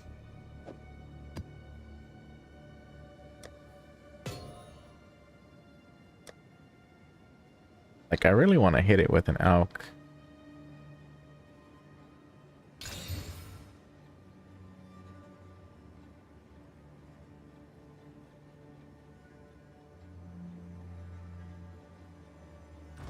If we get, I actually want to look at this again because I feel like we're not getting anything, and that's really annoying because it's 10, 20, 30, 40. I mean, I might just pull a node from somewhere else. Like, I don't care too much about that. Maybe just, but I have to path through it to get to it, though. And this is like containing an essence. Which, I mean, containing an essence might be better than the precursor tablets at this current point in time. I don't know. And the boss one, I haven't even unlocked the boss one somehow. I've been killing bosses non-stop.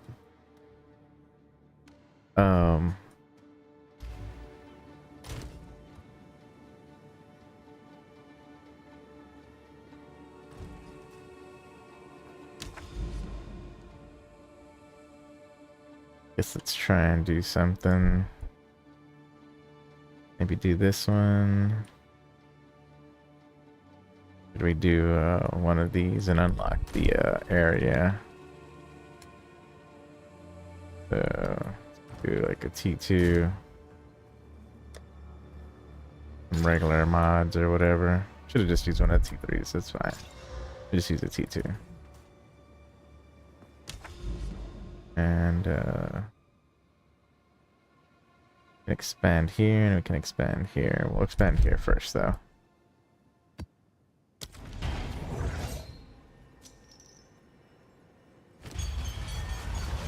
There's a chill. Alks are like super precious, though, so definitely don't want to use them too much.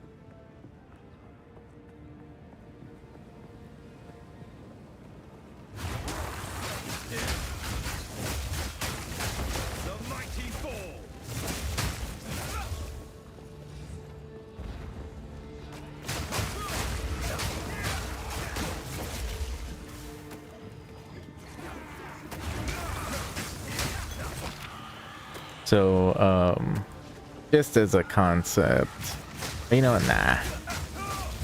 I'll save the game ideas for myself.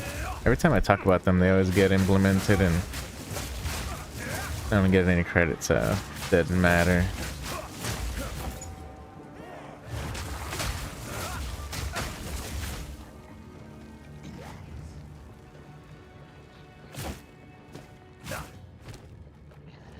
Armor energy shield.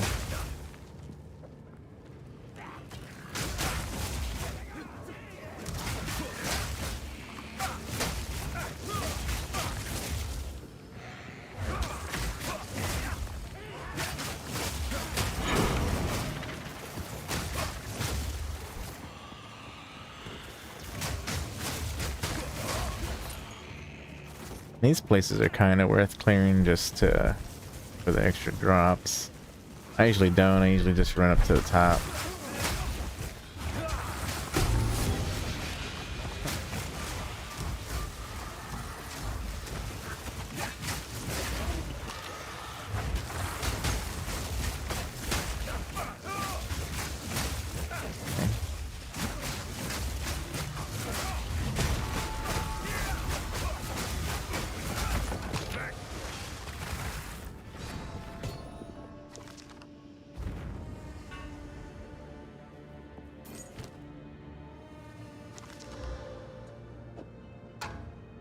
I mean, I guess I'll hold on to it.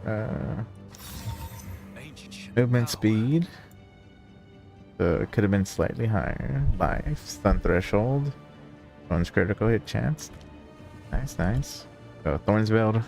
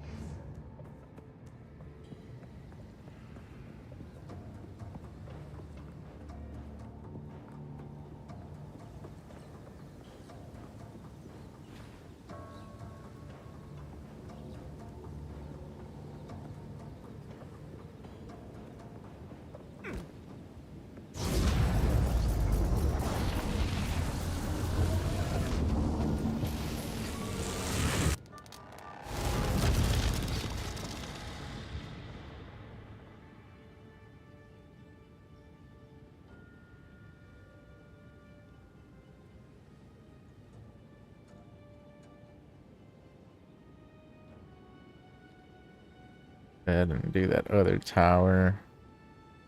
And I get things. I can't. Oh yeah, I can't do it from here. What am I talking about? I think we're gonna go ahead and do that other tower, and then I think we're gonna call it good for the night. It's already been a good 4 hours, been streaming straight. We went over the patch notes. I did talk about my build a little bit. I will be doing a update on my build. I'll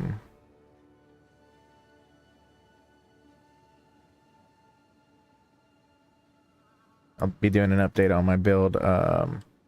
Probably have a video out by Saturday or Sunday, hopefully. It shouldn't take me long to put together. I'm not all fancy with all the hop-in stuff or anything like that. I might try to do a little bit of it to make it a little easier to follow along. But yeah, we're gonna go ahead and knock out this tower, and then we're gonna call it a night. Been going pretty hard with the farming and everything like that, so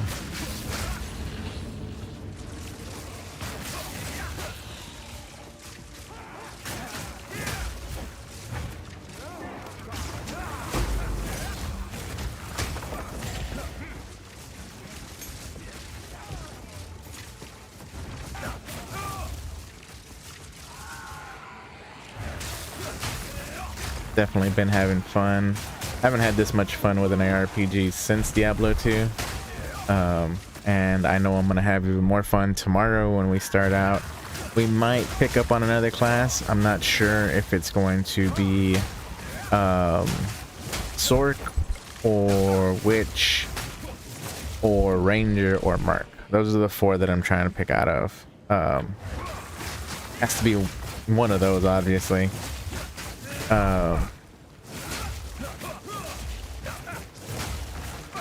Might throw some polls up and see what people are thinking and whatnot.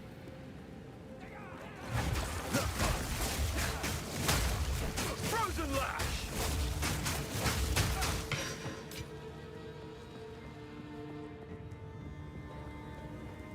Hopefully y'all will go and vote and let me know what y'all want to see me play. This, of course, I'll be farming off camera a lot, more than likely, just to kind of get stronger. And as it progresses, I'll be doing more. I'll even talk about that in my guide, or my build update, I guess you would say. It's not really going to be a guide per se. I'll have all the information that I have on it and what I've done and how I did it. But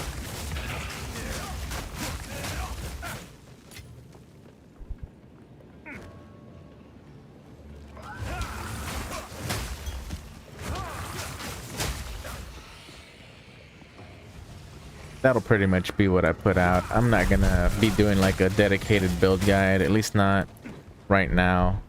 There's too many things that can still change. Right now, of course, this build's great.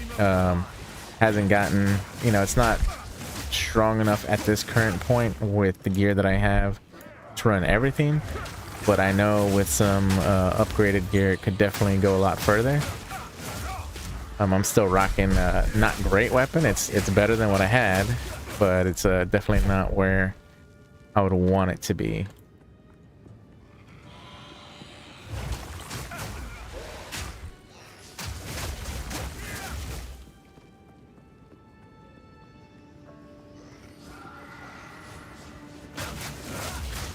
Yeah, hopefully I can put something out by Saturday. I plan to really kind of dedicate some time to it. That way it'll at least look a little nice. Probably gonna take me a good chunk of time to make the video look nice. I'm gonna try and keep it short as well. I don't like putting out super long videos. I want y'all to go watch it, follow along, and if there's tools or anything like that required, I'll see about putting them out.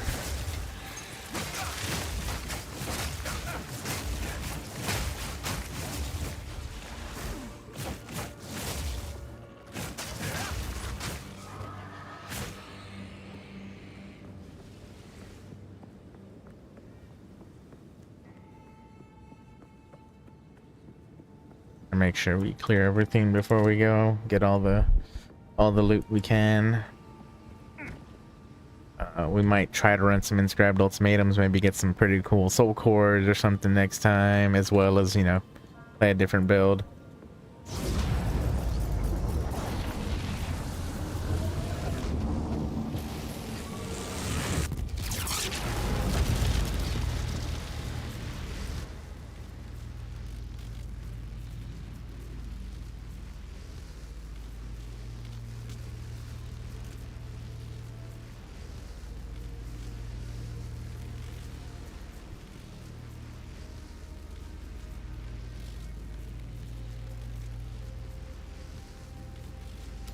So it shows it is there, huh? That failed. Interesting.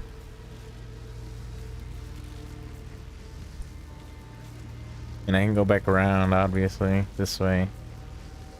Not to go this way and get the towers, but still, it's not a big deal.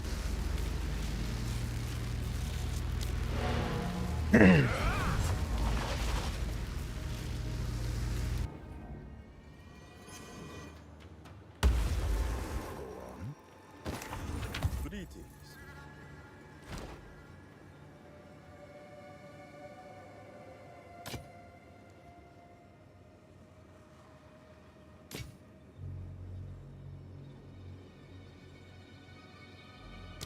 On with the work.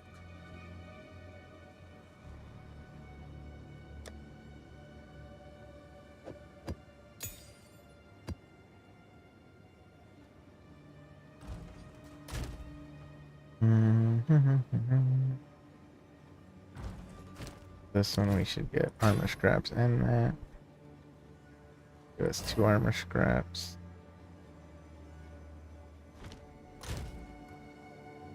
Melee weapons. Here we can get anything good. Okay, 2% crit, not bad. And man, if it would have rolled higher, that would have been really good. Yeah, we have a whole bunch of these that we're gonna try to roll.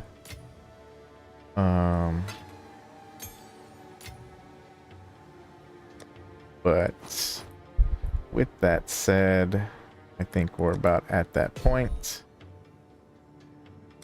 Keys and then arms. With that said, we're at that point, that wrapping up point. I will see y'all next time. This is Elder Vo saying over and out. Y'all have a good one.